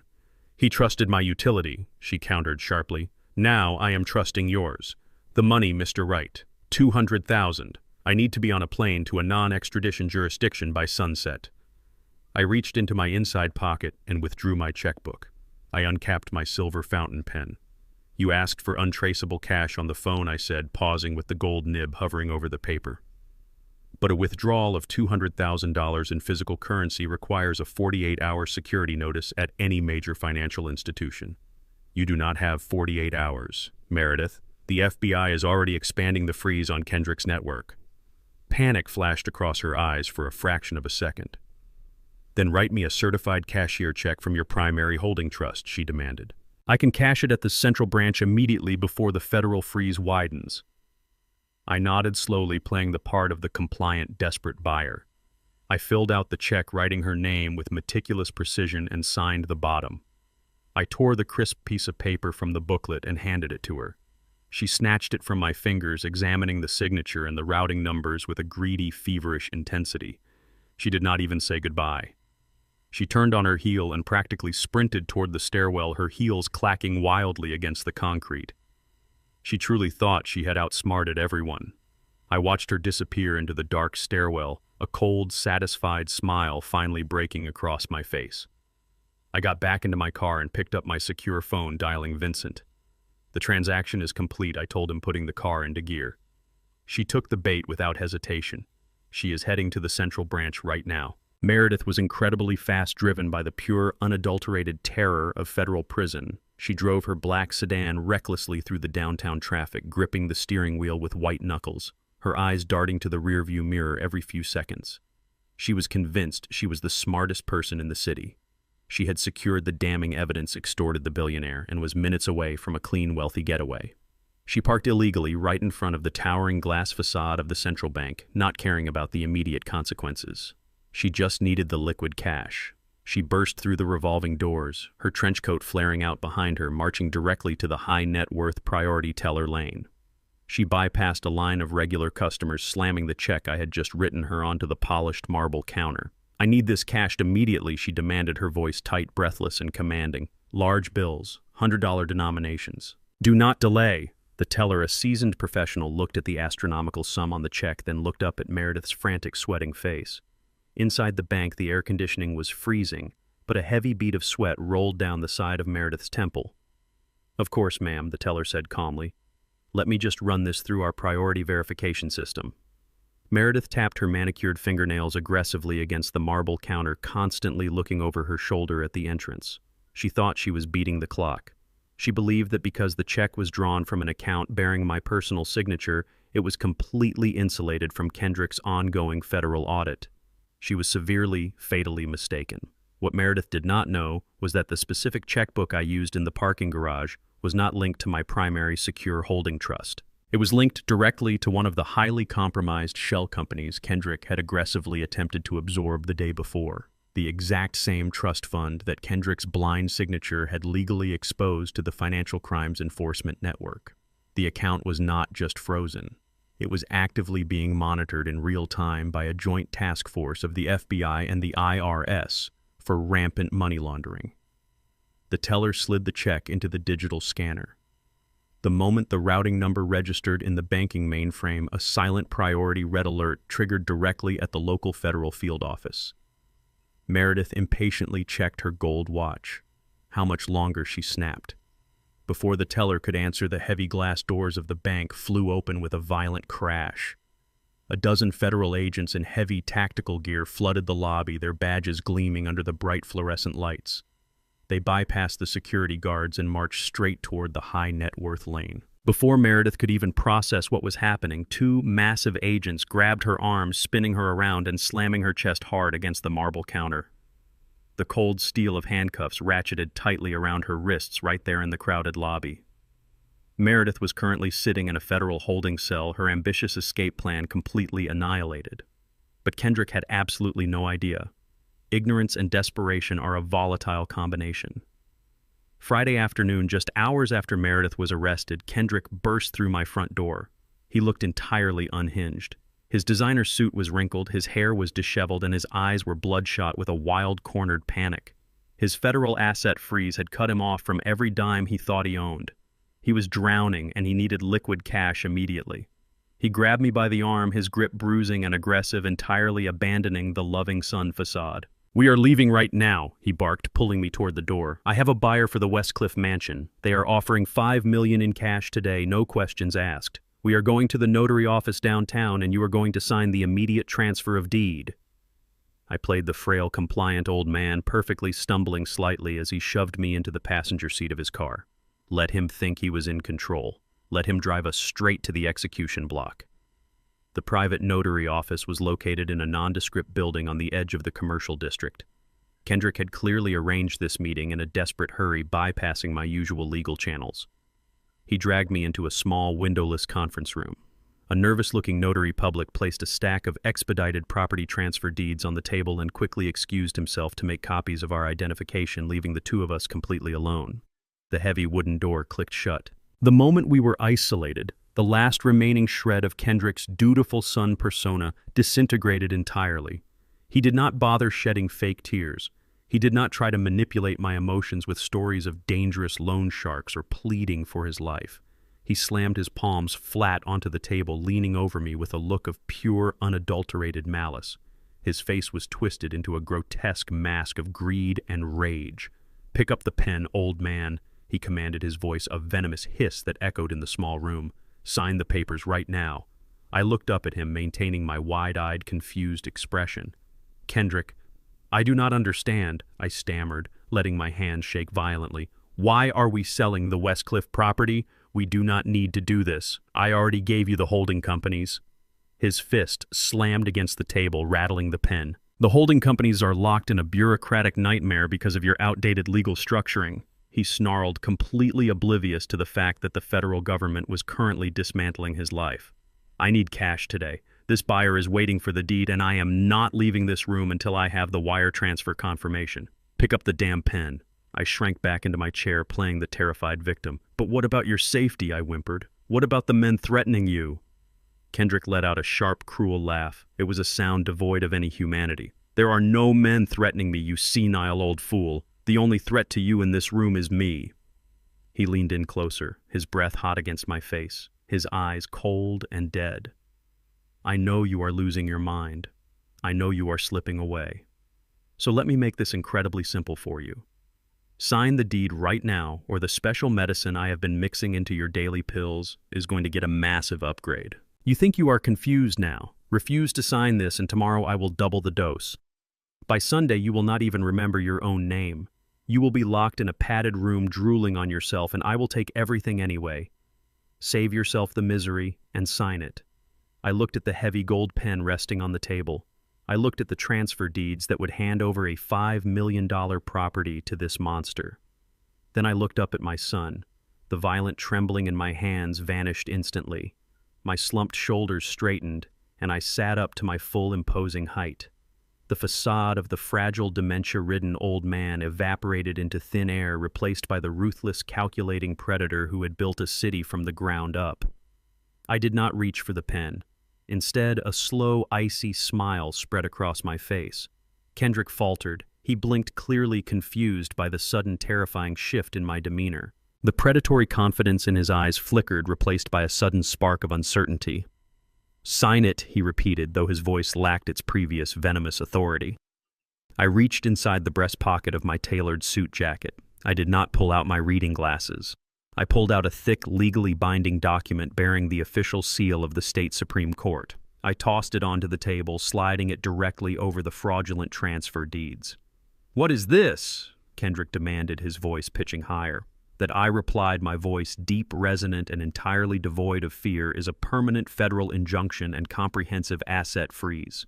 It legally prohibits the sale, transfer, or liquidation of any property under the Augustus Wright Trust. Even if I wanted to sign your pathetic little document, Kendrick, I am legally barred from doing so. You cannot sell the Westcliff mansion. You cannot access the bank accounts. You cannot buy a platinum watch. You have absolutely nothing. Kendrick stared at this court order, his face draining of all color as the catastrophic reality of his situation began to sink in. "But the medicine," he stammered, taking a step back. "I watched you take it. You took the pills. I took vitamin C supplements," I corrected him, my tone dripping with absolute disdain. "I saw you poison my bottle on the hidden kitchen cameras 3 days ago, Kendrick. I heard your recordings with Meredith. I have the files from her hard drive. I know about the fake psychiatric ward. I know about everything." Kendrick backed away from the table, his mouth opening and closing like a suffocating fish. The arrogant mastermind had been completely dismantled, reduced to a terrified, cornered animal. He looked frantically toward the exit, his survival instinct finally overriding his greed. He spun around, reaching for the brass handle of the heavy wooden door. Before his fingers could even brush the metal, the door burst open with tremendous force. Kendrick stumbled backward, crashing into the conference table. My attorney, Vincent Hayes, stepped into the room. His face was set in a mask of grim, absolute satisfaction. Flanking him on either side were 2 uniformed police officers, their hands resting firmly on their utility belts. Kendrick Wright, one of the officers, announced, his voice booming with undeniable, terrifying authority. "You are under arrest for the suspected attempted murder of Augustus Wright, felony elder abuse, and massive financial fraud." The officer stepped forward, grabbing Kendrick roughly by the shoulder and forcing his arms behind his back. The cold, heavy sound of steel handcuffs ratcheting tightly around my son's wrists echoed loudly in the small room. Kendrick did not stay in that holding cell for long. A man fueled by sheer panic and absolute entitlement will always find a way to delay his reckoning. Because his bank accounts were entirely frozen by the federal government, he could not afford a standard bail bondsman. Instead, he made the most catastrophic decision of his life. He reached out to the very people he had previously used as a fictitious excuse to manipulate me. He contacted actual underground loan sharks. He borrowed a massive sum of unrecorded street cash at a lethal, unforgiving interest rate just to secure his temporary release pending trial. Stepping out of the precinct, he was no longer just a disgraced son facing severe federal charges. He was a dead man walking owing money to violent criminals who did not negotiate or accept apologies. The overwhelming pressure fractured whatever fragile sanity he had left. He was a cornered animal entirely stripped of his wealth, his reputation, and his impending freedom. With his back pressed firmly against the wall, his manufactured sophistication evaporated into thin air. He reverted to raw, visceral desperation, convinced that he could still salvage his stolen fortune through sheer brute force. The digital clock in my living room glowed 3 a.m. I sat in my favorite armchair, completely enveloped in the darkness of the house. The heavy, peaceful silence was suddenly shattered by the deafening sound of breaking glass. The heavy French doors leading from the patio exploded inward, raining jagged shards across the imported hardwood floor. Kendrick stepped through the ruined frame. He looked entirely deranged. His expensive, tailored shirt was torn and heavily stained with sweat. His eyes were wide, bloodshot, and completely devoid of human reason. He did not skulk in the shadows like he did when he poisoned my medication. He stomped into the room like a ruthless marauder. He grabbed a priceless antique porcelain vase from the console table and hurled it against the brick fireplace, smashing it into 1,000 pieces. I remained perfectly still in my armchair, watching the destruction with a cold, detached silence. My stillness only fueled his raging insanity. He grabbed a heavy bronze sculpture and brought it down hard on the glass coffee table, shattering the thick surface into a spiderweb of violent cracks. He turned to face me, his chest heaving, his face twisted into a mask of pure, unadulterated hatred. "You did this to me," he screamed, his voice echoing violently through the cavernous room. "You orchestrated this entire nightmare. You have a multi-billion-dollar empire, and you made me live like a common hired worker. You made me beg for scraps while you sat on your throne." His resentment poured out of him in a toxic, venomous flood. He marched closer, kicking aside the broken glass with his heavy shoes. "I am your flesh and blood," he roared, pointing a trembling finger at my chest. "I was supposed to inherit the kingdom automatically, but you treated me like an employee. You made me earn my position. You forced me to prove my worth while other sons were handed the keys to their family estates without question. You never respected me. You never saw me as your equal. You made me hate you." He picked up a framed photograph of Loretta and hurled it across the room, the glass shattering against the far wall. "You deserve exactly what I tried to do to you," he hissed, his face now inches from mine. "You deserve to lose your mind. You deserve to rot in a padded room. You took everything from me, and now I am taking it back by force." Kendrick reached into his ruined shirt pocket and pulled out a crumpled, heavily folded document. I recognized the dense legal formatting immediately. It was a biometric asset transfer deed, an archaic but highly binding legal instrument that bypassed standard signature verification by requiring a physical thumbprint alongside a notary stamp. He also produced a small, round ink pad, his hands shaking violently with adrenaline. "The federal freeze might stop a wire transfer, but a biometric surrender of the physical estate deeds gives me immediate leverage," he growled, slamming the document onto the armrest of my chair. He pressed his thumb into the ink pad, staring at me with a lethal, psychotic intensity. "You are going to press your thumb right here," he commanded. "If you do not, I swear to God I will break your neck right now." I looked at him, my expression completely flat. "I will not give you a single dime," I said, my voice steady and unwavering. The quiet refusal snapped the last remaining thread of his restraint. Kendrick lunged forward with a primal, guttural roar. His heavy hands clamped violently around my throat, his thumbs pressing incredibly hard into my windpipe. The sheer force of his physical assault knocked my head back against the leather chair. He choked me, cutting off my air supply instantly. I grabbed his wrists, struggling just enough to register the severity of his attack. "Press your thumb on the paper," he screamed, his spittle hitting my face. "Do it!" He forced the ink pad against my right hand, trying to physically manipulate my thumb while simultaneously crushing my throat. The lack of oxygen made my vision blur around the edges, but I kept my grip firm, refusing to yield to his violent coercion. I felt the pure malice radiating from his grip. This was the ultimate betrayal, the final terrifying transformation from a greedy heir to a literal remorseless murderer. He was squeezing the life out of the man who gave him life. I dug my nails into his forearms, feeling the dark edges of consciousness closing in. Suddenly, a blinding, brilliant light flooded the entire living room. A bank of high-intensity industrial spotlights previously hidden in the recessed ceiling coves blazed to life, turning the pitch-black room into a brightly illuminated stage. Kendrick froze instantly. He recoiled, dropping the ink pad and releasing his death grip on my throat. I coughed violently, dragging fresh air into my burning lungs as I pushed his chest away. Kendrick spun around, holding a hand up to shield his eyes from the blinding glare. As his vision adjusted, the deep shadows at the far end of the room dissolved completely. Sitting in a long row of leather chairs were 12 people. Vincent Hayes sat in the center. Flanking him were 2 senior police inspectors from the Major Crimes Division, their badges reflecting the bright light. And seated perfectly still on either side of the authorities was the entire voting board of directors for the Augustus Wright Trust. The most powerful financial minds in the city had sat in absolute silence for the last hour. They had watched the broken glass fall, they had heard the vicious, hateful confession, and they had just witnessed my son attempt to strangle me to death. The 2 senior police inspectors did not hesitate. They surged forward, tackling Kendrick to the hardwood floor and wrenching his arms violently behind his back. The heavy steel handcuffs clicked into place, snapping with a sound of absolute finality. Kendrick thrashed against the floorboards, screaming curses and spewing toxic threats, but the sheer weight of the officers pinned him down.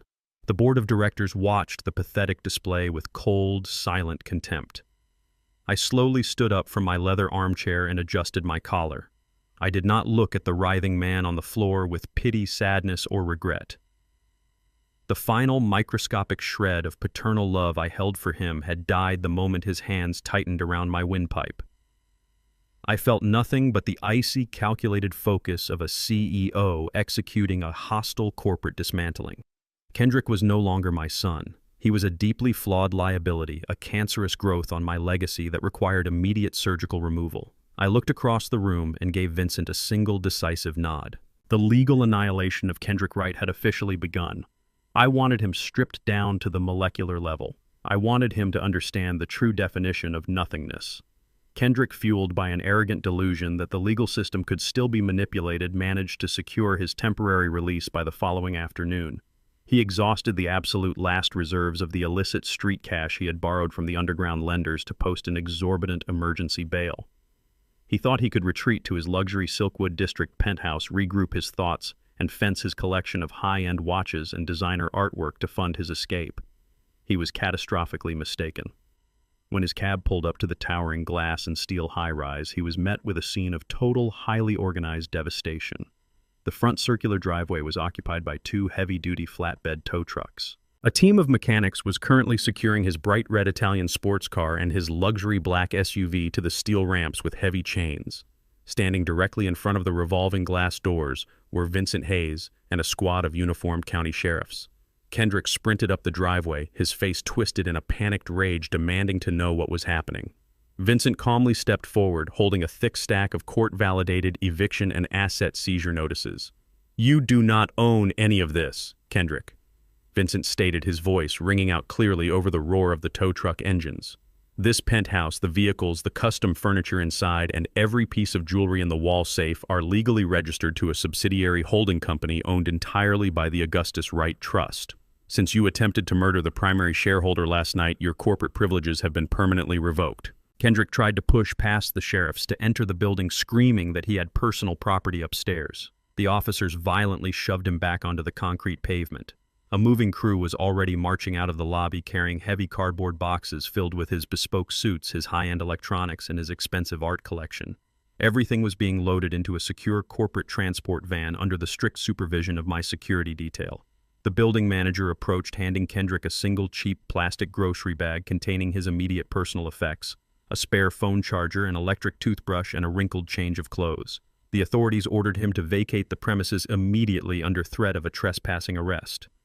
The elite residents of the high-rise, the very people Kendrick had spent years trying to impress, stood in the lobby and watched the humiliating spectacle with undisguised disgust. My legal team had executed a flawless surgical strike. Kendrick was left standing on the curb in the same ruined, sweat-stained shirt from the night he tried to kill me, holding a plastic bag completely stripped of his manufactured identity.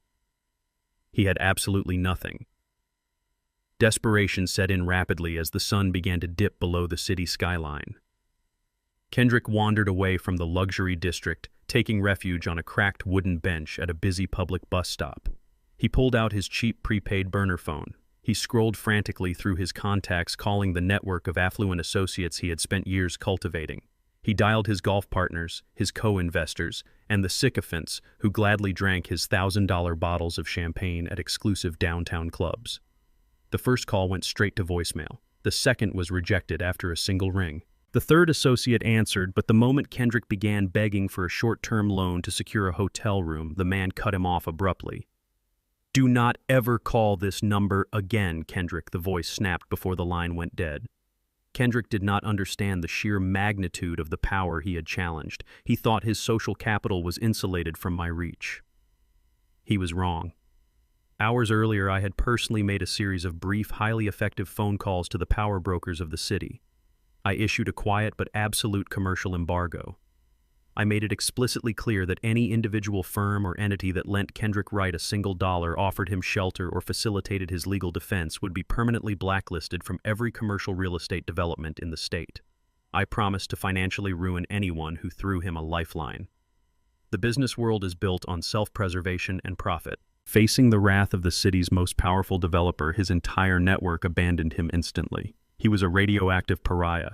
He sat on the bench shivering as the evening chill set in, finally realizing that his friends never respected him. They had only ever worshipped their proximity to my wealth. With nowhere to go and the shadows growing longer, Kendrick retreated into a gritty, poorly lit alleyway behind a commercial strip mall, hoping to find a cheap motel that accepted cash. He never made it to the street. A massive, matte black SUV pulled into the alley, its high beams blinding him and effectively blocking the only exit. The heavy doors swung open. 3 massive men stepped out onto the damp asphalt. They were not police officers. They were the ruthless underground lenders who had fronted him the bail money.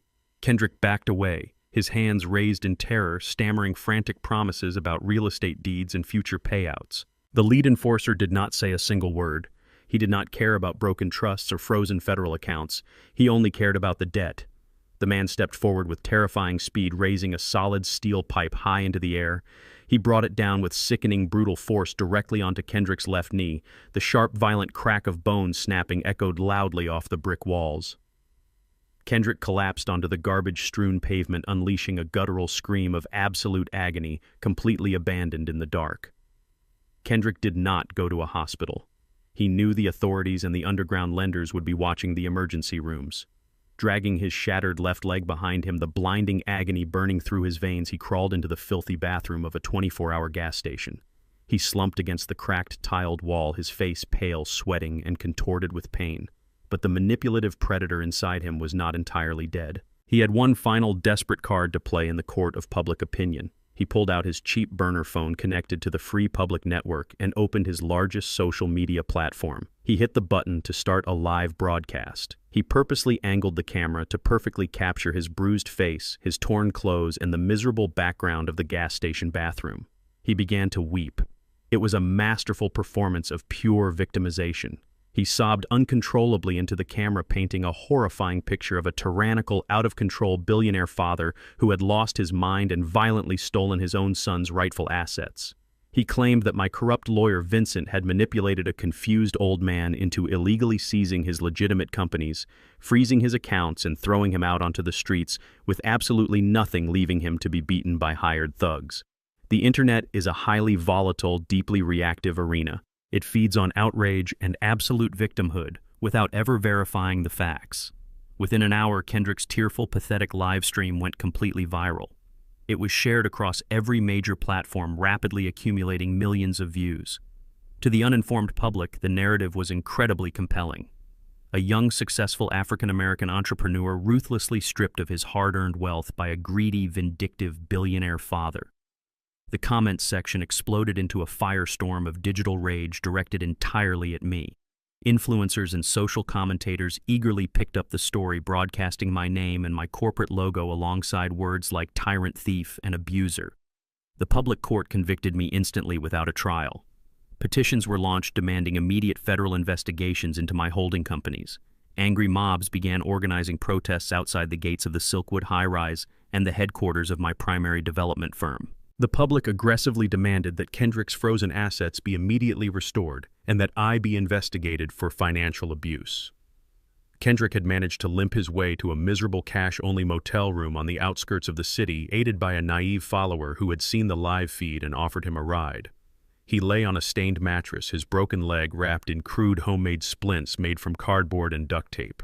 But despite the blinding physical agony, he was grinning. He watched the view count on his video skyrocket into the tens of millions. He read the thousands of hateful comments demanding my complete downfall. In his deeply fractured, arrogant mind, he believed he had finally won the war. He thought he knew exactly how a man in my position operated. He assumed that a corporate titan like Augustus Wright would be absolutely terrified of a public relations nightmare that could damage the brand. He calculated that the board of directors would panic over the plummeting stock prices and the intense media scrutiny. He fully expected my legal team to reach out before sunrise, offering a massive, multi-million-dollar financial settlement and a clean getaway just to make the viral scandal disappear. He thought public pressure would force me to quietly yield and hand him the golden parachute he so desperately craved. He thought the noise of the crowd would finally break me. Back in the quiet sanctuary of my study, the large monitors on my desk flashed with endless news alerts. Vincent stood by the window watching the live news coverage of the growing protests with a tight, angry jaw. He turned to me and asked if we should draft an immediate press release or deploy the corporate crisis management team to combat the digital defamation. I took a slow sip of my black coffee and shook my head. You do not fight a roaring fire by throwing tiny cups of water at it. You fight it by depriving it of oxygen entirely. I had no intention of engaging in a petty back-and-forth shouting match on social media with a cornered rat. I did not care about the opinions of strangers who judged a man's entire life based on a 3-minute video of fake tears. But I was not going to let my legacy be dragged through the mud by a failed assassin. I reached for my secure phone. I did not call a public relations firm. I called Robert Pierce, the executive director of the largest and most influential statewide television broadcasting network. Robert and I had done highly lucrative business together for 2 decades. I had personally financed the construction of their primary broadcast center. When he answered, he sounded frantic, apologizing profusely for the terrible coverage his network was currently airing about the protests. I cut off his apologies instantly. Robert I said, my voice projecting absolute, unshakable authority. I am not calling to complain about the news. I am calling to give you the most explosive, exclusive broadcast in the history of your network. But you have to air it unedited, uncut, and you have to put it on the air during the primetime evening broadcast at exactly 8 o'clock. I sent the encrypted high-definition video file directly to his private server. It was not a written statement. It was the unvarnished, terrifying truth. At exactly 8 o'clock that evening, regular programming across the entire state was abruptly interrupted. The lead news anchor appeared on screen, his face grave and deadly serious. He announced that the network had received verified, undisputed evidence regarding the Augustus Wright scandal. The screen cut away from the news desk. It transitioned directly to the high-definition, wide-angle surveillance footage from my kitchen. Millions of viewers sat in absolute silence in their living rooms as they watched the video. They saw the undeniable timestamp. They saw Kendrick sneaking through my back door like a thief. The camera zoomed in with terrifying clarity as Kendrick pulled the vial of synthetic neurotoxin from his dark jacket. The entire state watched him unscrew the child-proof cap of my heart medication and meticulously sprinkle the lethal white powder onto the pills intended for his own father. They saw the cold, calculated malice on his face as he shook the bottle to hide the poison. The viral sympathy for Kendrick evaporated in a fraction of a second. The digital outrage instantly and violently reversed course. The public was no longer looking at a victimized son shedding tears in a gas station bathroom. They were watching a cold-blooded, remorseless murderer caught in the act. The absolute wrath of the entire nation pivoted violently and crashed down directly onto Kendrick Wright. Meredith was sitting on a hard metal bench in a federal holding cell when her ambitious, meticulously crafted world completely collapsed. The small cage television bolted to the corner of the communal block was tuned to the evening news. She watched the high-definition surveillance footage of Kendrick sprinkling the synthetic neurotoxin into my medication bottle. The entire cell block fell silent as the broadcast played out on national television. Meredith felt the blood drain from her face. Her breathing turned shallow and frantic. The leverage she thought she held, the secret audio recording she had traded for a $200,000 check, was suddenly entirely worthless. I did not need her evidence to prove Kendrick was trying to kill me. I had him caught dead to rights on crystal-clear video. Her value as an informant evaporated in an instant. Panic, raw and suffocating, seized her throat. She knew the federal prosecutors would no longer need to offer her a generous plea deal in exchange for her cooperation. She was facing decades in a federal penitentiary for conspiracy and fraud. She scrambled to the communal phone, slamming the receiver against her ear as she demanded to speak with her court-appointed public defender. She begged him to arrange an immediate private meeting with me. She promised to hand over the names of every corrupt doctor, every shadow notary, and every offshore routing number Kendrick had ever used. She was desperate to negotiate a surrender. I agreed to the meeting, but I had absolutely no intention of negotiating. I arrived at the maximum security detention center the following morning. I walked through the stark gray corridors of the prison wearing a bespoke charcoal pinstripe suit, a crisp white shirt, and solid gold cufflinks. I was the absolute embodiment of untouchable power, a deliberate glaring contrast to the bleak, sterile environment of the facility. The guards escorted me into a small, windowless visitation room bisected by a thick wall of reinforced plexiglass. I sat down in the metal chair, resting my hands calmly on the narrow counter. A moment later, a heavy steel door opened on the other side of the glass. Meredith was escorted into the booth by a female corrections officer. The transformation was striking. The polished, arrogant predator who had sat at my dining room table offering fake smiles and quiet racism was completely gone. She wore a shapeless, bright orange prison jumpsuit. Her hair, previously styled into a sleek professional bun, hung in greasy, unkempt strands around her pale, exhausted face. The designer makeup was washed away, revealing the dark, heavy bags of a woman who had not slept a single minute. She sat down across from me, picking up the black plastic telephone receiver with trembling hands. I picked up my receiver, holding it to my ear. I did not say a word. I let the heavy, suffocating silence stretch between us, forcing her to speak first. Meredith swallowed hard, attempting to summon the confident corporate lawyer persona she had utilized her entire career. "Mr. Wright," she began, her voice shaking despite her best efforts. "I know you have the video. I know Kendrick is finished. But you still need me. He hid millions of dollars in untraceable crypto accounts. He has a network of black market vendors who helped forge those medical documents. I know all their names. I know where the money is buried. If you talk to the district attorney and recommend a leniency agreement for me, I will give you the entire network. I will testify against him in open court. I will make sure he gets life without parole." She spoke rapidly, her desperation bleeding through every syllable. She was trying to sell out her partner to save her own skin, just as she had done in the parking garage. She thought she was sitting at a negotiating table, bartering with chips she believed still held value. I listened to her pathetic, frantic pitch with absolute clinical detachment. I did not interrupt her. I did not show anger, satisfaction, or pity. I simply let her talk until she ran out of breath and the silence returned to the small room. "You misunderstand your position, Meredith," I finally said, my voice smooth, deep, and completely devoid of mercy. "You assume you have something I want. You assume you still have a safety net to fall back on once you leave this facility." I reached inside the breast pocket of my suit jacket and pulled out a thick, legally bound portfolio. I slid the documents through the narrow metal slot at the bottom of the plexiglass partition. Meredith grabbed the folder, her eyes darting frantically across the cover page. "What is this?" she whispered, her voice barely audible. "That is the absolute destruction of your entire professional existence," I replied evenly. "I know you were disbarred 5 years ago in New York. I know you have been operating in the shadows, funneling your illicit contracts through a boutique law firm downtown. The partners there turned a blind eye to your black market operations in exchange for a heavy percentage of your hostile takeovers. You thought they would protect you. You thought they would hire a high-powered defense attorney to bail you out and keep their own names out of the federal indictments. Meredith flipped through the pages, her hands shaking so violently the paper rattled against the counter. Her eyes widened in sheer, unadulterated horror as she read the legal text. I did not just hand your name over to the authorities, I continued, leaning slightly closer to the glass. Over the weekend, I utilized a massive amount of liquid capital to execute a hostile, aggressive corporate buyout. I purchased the entire commercial building where your shadow law firm operates. I bought out their massive operational debts, and I seized total controlling interest of their firm.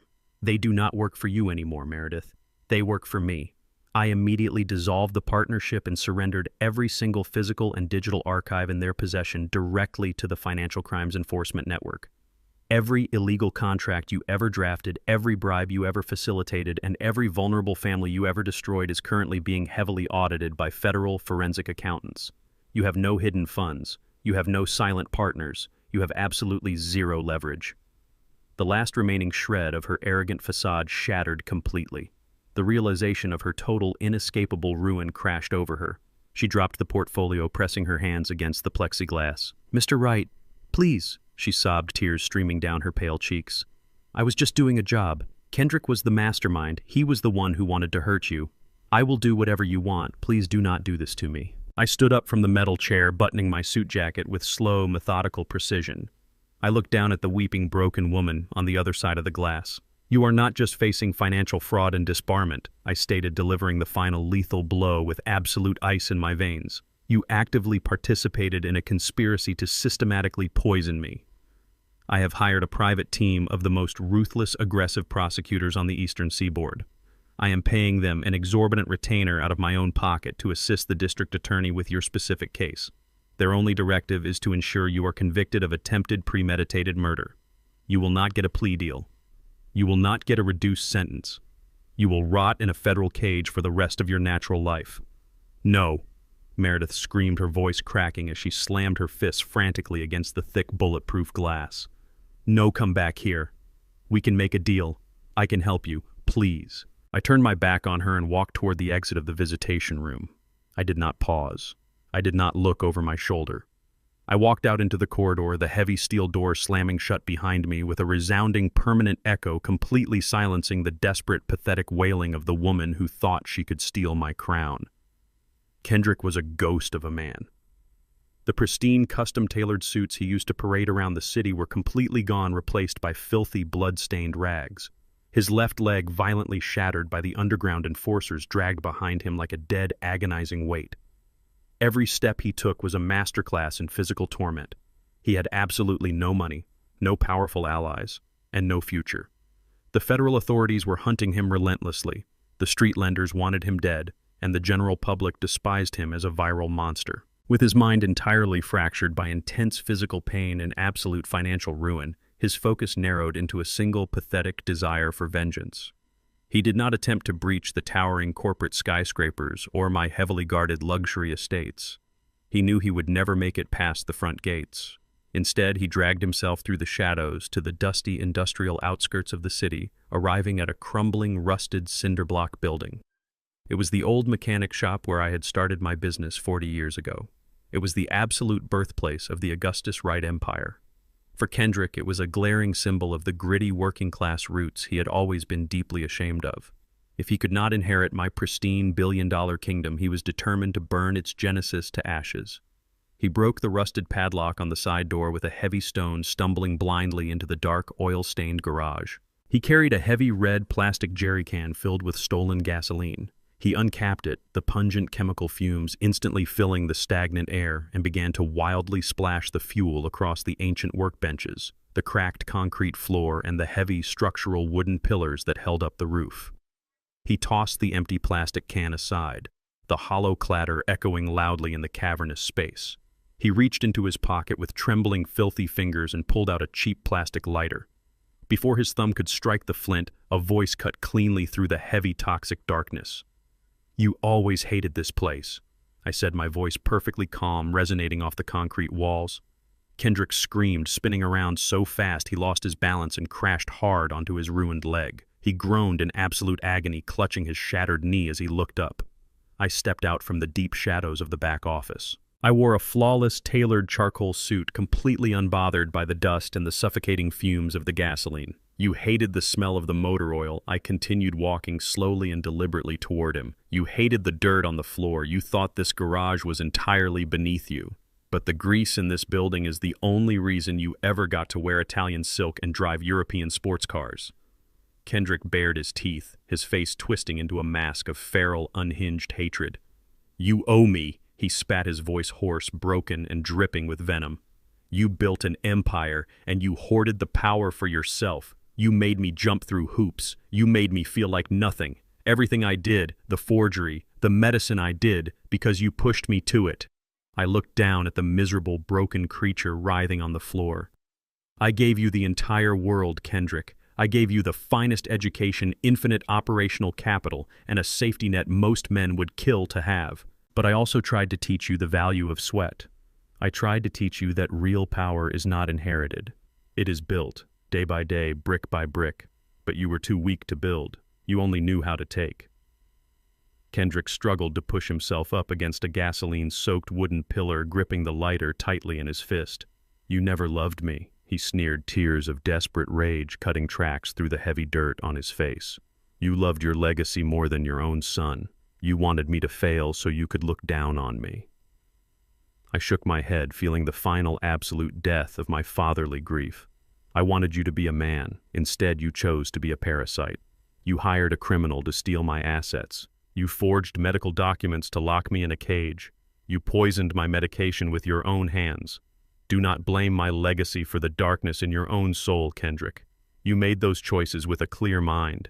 And now I am making this choice, he screamed, holding the lighter high in the air. I am going to burn your precious history to the ground and watch you lose everything. I did not flinch. I did not take a single step back. I simply reached into my pocket and pulled out my silver pocket watch, checking the time with clinical, unwavering detachment. You are incredibly predictable, Kendrick. When a parasite runs out of hosts to feed on it, turns to blind destruction. The faint, distant wail of police sirens began to echo through the cold night air. The sound grew rapidly, multiplying and converging from multiple directions. Brilliant red and blue lights began to flash frantically against the grimy, frosted windows of the old garage. Kendrick froze his eyes, darting toward the street, raw panic instantly replacing his violent bravado. "What did you do?" He panicked, his voice dropping to a terrified, breathless whisper. "I have had a private security detail tracking you since the moment you left that gas station bathroom," I explained smoothly, securing the watch back in my pocket. "I knew exactly where you were hiding. I knew exactly when you stole the gasoline. And I knew exactly where you were heading tonight. I called the police major crimes division 30 minutes ago. I told them the federal fugitive they were hunting was currently attempting to commit felony arson at this exact address." The sirens were deafening now. The violent screech of tires and the heavy slamming of car doors erupted right outside the garage doors. "This was my very first piece of property, Kendrick," I said, my voice slicing effortlessly through the chaotic noise outside. "It represents everything I survived to build my family. It is the one thing I will never let you destroy."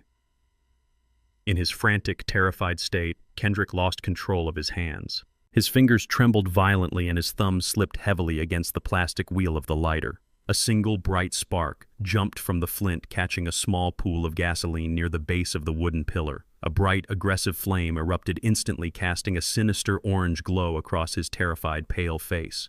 The fire began to crawl rapidly along the concrete floor, feeding on the fuel he had spilled. Realizing the absolute, inescapable finality of his situation, the last remaining shred of Kendrick's ego completely shattered into dust. He collapsed forward onto his hands and knees, entirely ignoring the blistering agony radiating from his shattered leg. He dragged himself across the dirty, burning floor through the rising black smoke. He reached out and wrapped his arms tightly around my legs. "Dad, please," he wailed, a primal, pathetic sound tearing from his throat. He looked up at me, his face streaked with dirt, tears, and absolute terror. He grabbed my right hand with both of his filthy palms, holding on as if I were his only lifeline in the world. He looked directly into my eyes and he squeezed my hand hard. 1, 2, 3. The thick, acrid smoke from the burning gasoline began to billow rapidly toward the rusted corrugated metal ceiling, choking the stagnant air inside the old mechanic shop. The small, aggressive flames licked hungrily at the base of the wooden pillar, casting erratic, dancing shadows across the cracked concrete floor. Outside, the deafening wail of police sirens and the chaotic shouting of tactical officers preparing to breach the perimeter created a wall of terrifying sound. But inside the garage, the world seemed to shrink down to the pathetic, broken figure groveling at my feet. Kendrick was hyperventilating, choking on the toxic fumes and his own desperate sobs. He clung to my right hand with a frantic, white-knuckled grip, treating me as his absolute last refuge against the severe consequences closing in around him. He looked up at me, his eyes wide and completely stripped of his usual manufactured arrogance. Then, relying on the ultimate emotional manipulation, he pressed his filthy palms against mine. He squeezed my hand hard.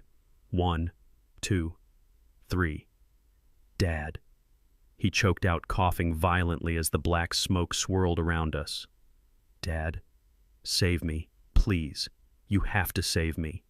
I stood perfectly still amidst the growing inferno and looked down at the man kneeling in the dirt. I waited for the familiar, agonizing pang of paternal grief to strike my chest. I waited for the biological imperative that compels a father to throw himself into the fire to shield his offspring from harm. But as I stared into Kendrick's tear-streaked, soot-covered face, I felt absolutely nothing. There was no rush of adrenaline, no desperate urge to protect, and not a single tear formed in my eyes.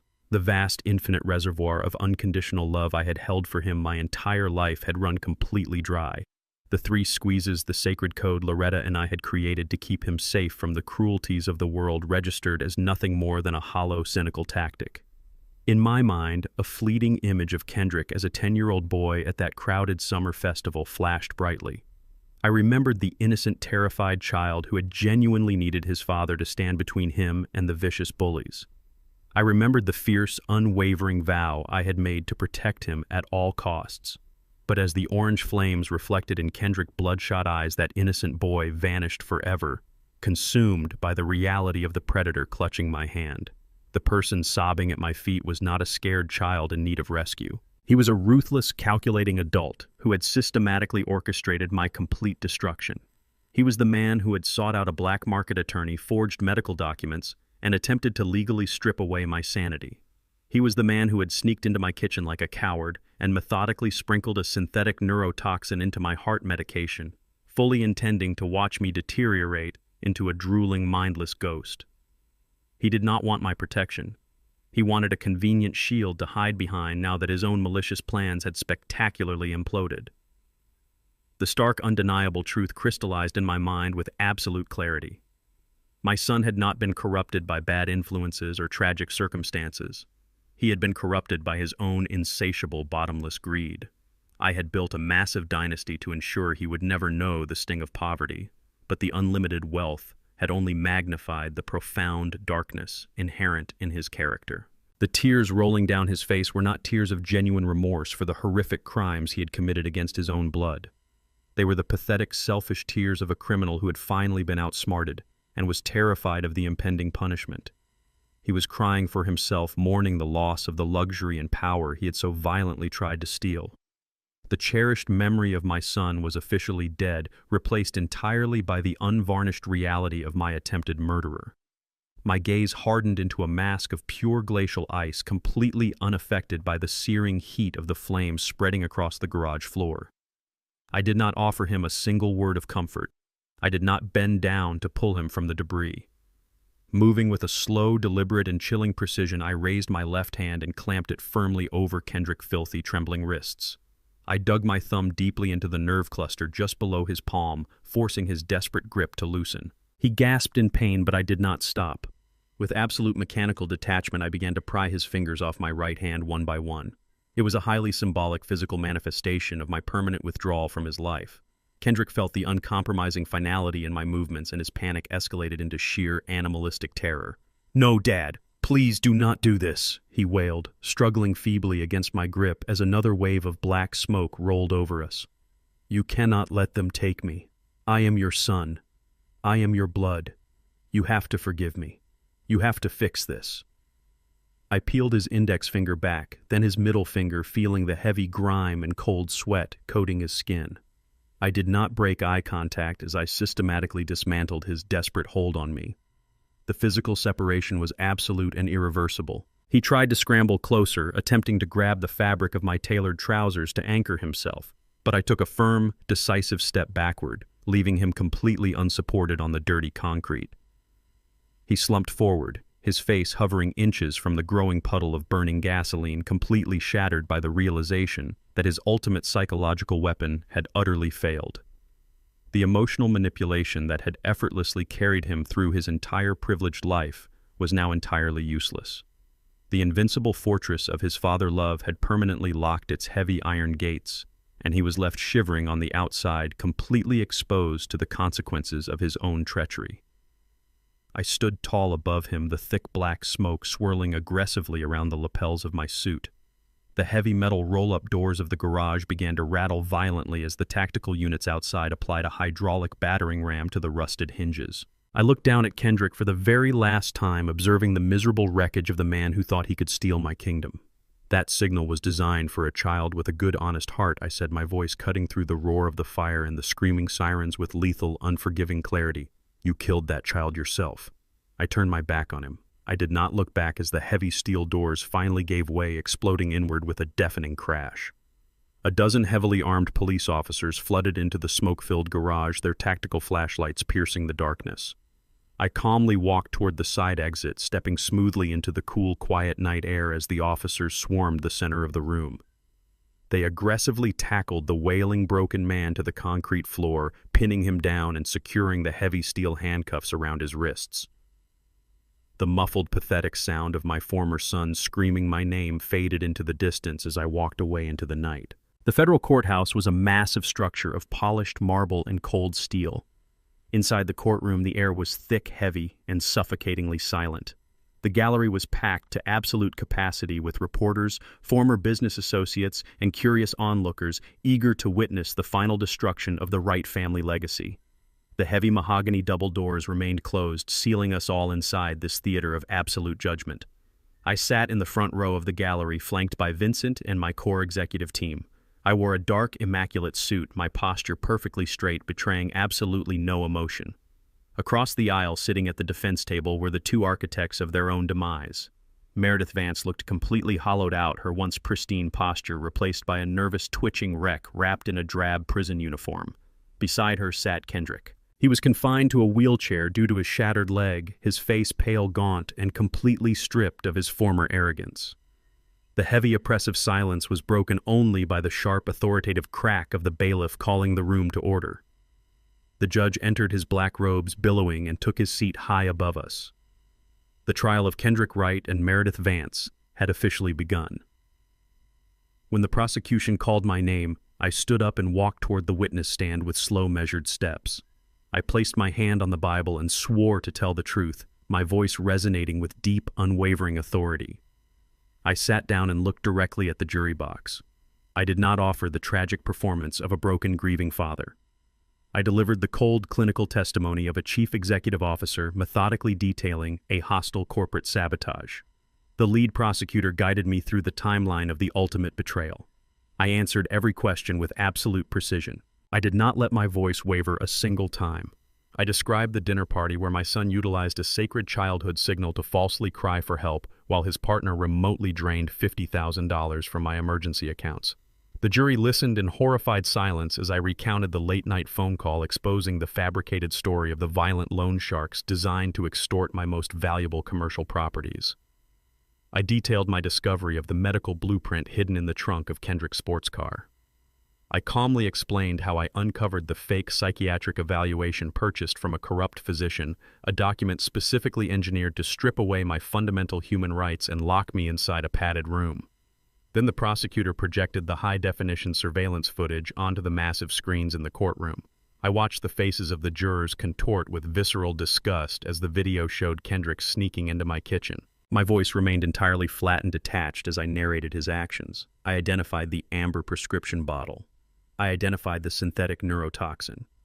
I pointed directly at the man in the wheelchair and testified that he had systematically poisoned my daily medication with the explicit intent of destroying my cognitive function.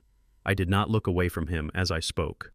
Kendrick kept his eyes glued to the defense table, physically shrinking under the crushing weight of his exposed crimes.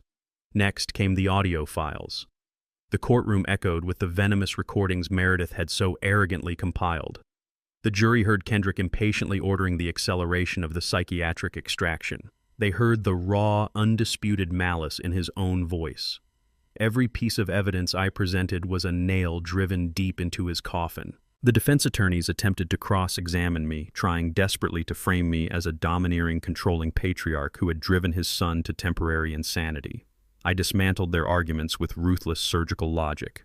I stated unequivocally that my wealth was earned through decades of relentless labor and no amount of perceived grievance justified premeditated, attempted murder. My testimony was absolute bulletproof and utterly devastating. The jury did not need long to deliberate. They returned to the courtroom in less than 4 hours, their faces set in expressions of unified, grim resolve. The foreperson stood up and handed the sealed envelope to the bailiff. The judge unfolded the paper and read the verdict aloud. Guilty on all counts. Guilty of conspiracy to commit murder. Guilty of felony elder abuse. Guilty of massive wire fraud and forgery. Meredith collapsed forward onto the defense table, burying her face in her hands as her shoulders shook with violent, silent sobs. Kendrick simply stared straight ahead, his eyes completely hollow, the terrifying reality of his ruined life finally crashing down upon him. The judge did not delay the inevitable. He proceeded directly to the sentencing phase. He looked down at the defense table with an expression of profound, unadulterated disgust. Kendrick Wright, the judge, declared, his voice booming with judicial fury. You were granted every privilege and advantage this society has to offer. Instead of building upon that legacy, you chose to orchestrate the cruel, systematic destruction of the father who provided it to you. Your actions display a level of calculated malice that demands the absolute maximum penalty. The judge raised his wooden gavel high into the air. I sentence you to 20 years in a maximum security federal penitentiary without the possibility of parole. The heavy wooden gavel slammed down onto the sounding block with a violent echoing crack that sealed Kendrick's fate forever. The judge then turned his fierce gaze toward the weeping woman. Meredith Vance, you weaponized your legal expertise to facilitate the attempted murder of an innocent man. I sentence you to 15 years in federal prison. The gavel slammed down a second time, finalizing the destruction of their illicit alliance. 2 heavily armed federal marshals immediately stepped forward, grabbing Meredith by the arms and hauling her out of the courtroom through the side door. 2 more marshals approached Kendrick. They locked the brakes on his wheelchair and secured his wrists to the heavy metal armrests with thick leather restraints. As they began to wheel him away toward the holding cells, the absolute finality of his situation completely broke his mind. The shock wore off, replaced by a sudden primal panic. He twisted violently in the chair, ignoring the agony in his shattered leg. He looked wildly across the courtroom aisle, his desperate eyes locking onto me. Dad, he screamed, his voice tearing through the silent courtroom, ragged and completely saturated with terror. Dad, please. I am sorry. Do not let them take me. Dad. The heavy steel doors swung open and the marshals pushed his wheelchair into the dark corridor. His pathetic, desperate wailing echoed through the hall, bouncing off the marble walls until the doors slammed shut with a heavy metallic thud. I remained sitting in the front row. I did not blink. I did not turn my head. I sat perfectly still in my tailored suit, immovable and silent as a statue carved from solid black stone.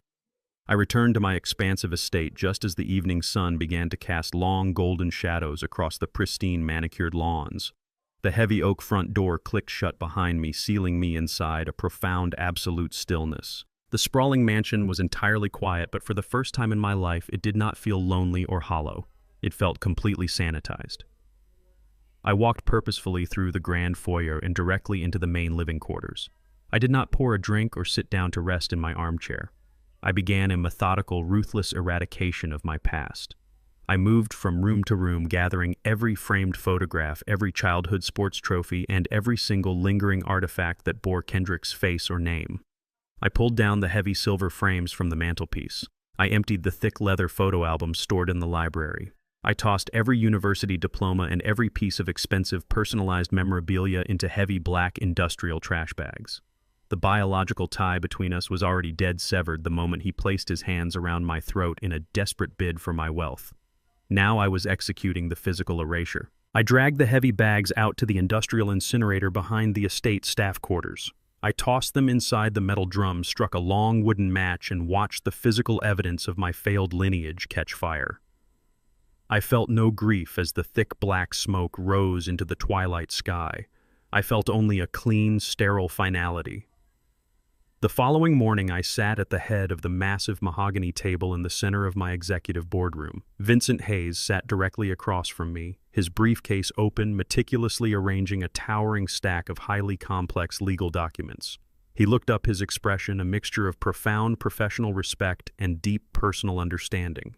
We had weathered the ultimate devastating storm, and now it was time to permanently reconstruct the architecture of my legacy. We are completely liquidating the existing familial trust structures, I instructed, my voice cutting cleanly through the quiet room. Every single holding company, every commercial property deed, and every offshore account is to be immediately consolidated and restructured into a new entity. Vincent nodded, his silver pen hovering over the fresh legal parchment. And the primary beneficiary, he asked, seeking the final official confirmation for the record. There are no beneficiaries, I stated firmly, locking eyes with him. I am permanently divesting my bloodline from my wealth. Not a single cent, not a single square foot of property will ever be inherited by anyone simply because they share my last name. Instead, we are establishing a completely new foundation, the Loretta Wright Foundation. I watched Vincent draft the initial articles of incorporation as I laid out the uncompromising, aggressive parameters of the new trust. My entire multi-billion-dollar empire was to be irrevocably transferred into an endowment entirely dedicated to the empowerment of underprivileged African-American youth. We were not going to hand out blind charity or fund entitled unearned lifestyles. The foundation would aggressively seek out young men and women from the exact same gritty, unforgiving neighborhoods where Loretta and I had started our journey. We would find the ones with calloused hands, sharp minds, and the relentless, undeniable hunger to build something from absolutely nothing. We would provide full-ride university scholarships, massive zero-interest commercial loans for minority-owned startups, and elite corporate mentorship programs designed to bypass the traditional gatekeepers of wealth. We will build an army of young titans who understand the true value of sweat, loyalty, and sacrifice. I told Vincent, signing my name with bold, aggressive strokes on the primary authorization forms. I will not leave my kingdom to a pathetic parasite who thought he could steal it. I will leave it to 1,000 hungry lions who are willing to fight for it and respect it. Vincent gathered the signed documents, securing them inside his briefcase with a heavy, satisfying click. It is a bulletproof structure, Augustus, he assured me. Your legacy is completely secured, and your empire will fund generations of real earned success. I left the corporate headquarters later that evening, taking my private secured elevator directly to the top floor of the Silkwood high-rise. I stepped out into the sprawling multi-million-dollar penthouse that I had violently reclaimed from Kendrick just weeks prior during his eviction. The corporate moving crews had completely stripped the massive space of his extravagant, tasteless modern art and gaudy designer furniture, returning the penthouse to a state of pristine, minimalist perfection. I walked across the imported hardwood floors, the sound of my dress shoes echoing in the vast emptiness, and pushed open the massive floor-to-ceiling glass doors leading out to the wraparound terrace. I stepped into the cool, rushing night air. The city stretched out infinitely below me, a vast, glowing ocean of light concrete and steel. I reached into my tailored jacket pocket, pulled out a premium hand-rolled Cuban cigar, and snipped the end with a solid gold cutter. I sparked a wooden match, letting the bright flame catch the tobacco, and took a slow, deep drag. The rich, heavy smoke filled my lungs as I leaned my forearms against the thick, reinforced glass railing. I looked down at the bustling commercial districts, the towering residential blocks, and the distant, gritty industrial zones where I had first learned how to survive and fight. I owned a massive fraction of the brilliant skyline reflecting in my eyes. I had bought it, built it, and violently defended it from the very forces I had invited into my own home. The air up here was thin, cold, and entirely isolated, but it was also incredibly clear and peaceful. I blew a thick cloud of smoke out into the night, watching it quickly dissipate into the powerful wind. I was 69 years old. I had absolutely no family left. I had no heir to sit beside me at the dinner table. But looking down at the unbreakable empire I had forged with my own two hands, I realized I had never been more powerful or more free. The world often operates under a dangerous, deeply flawed assumption. They look at aging parents and see nothing but fragility and declining mental acuity. They think paternal love is a blinding vulnerability, a fatal weakness inherent to old age that can be easily exploited for a quick, devastating payout. They assume the fierce, calculating predators who built the very foundations of their comfortable lives somehow vanish the moment their hair turns gray. But they forget the fundamental, terrifying truth of how empires are actually forged. A man who can claw his way out of the absolute bottom of the mud, who can build a towering kingdom of immense wealth and power in absolute silence, never truly loses his edge. He simply learns how to hide his weapons behind a polite smile. And if provoked, he can use that exact same chilling silence to systematically dismantle, destroy, and permanently bury anyone who dares to reach for his crown. There is another crucial lesson buried in the ashes of this betrayal. Blood does not automatically guarantee loyalty, and shared DNA is never a substitute for true character. For too long, society conditions us to believe that we owe our children an endless safety net regardless of their actions. But entitlement is a poison that destroys the soul. When you blindly fund a lifestyle a person did not earn, you do not protect them from the world. You simply turn them into predators. Severing those toxic ties is not an act of cruelty. It is the ultimate act of self-preservation and the only way to ensure your life work serves a higher purpose. If this story resonated with you, please leave a comment sharing your thoughts and subscribe to the channel for more powerful stories of justice and survival.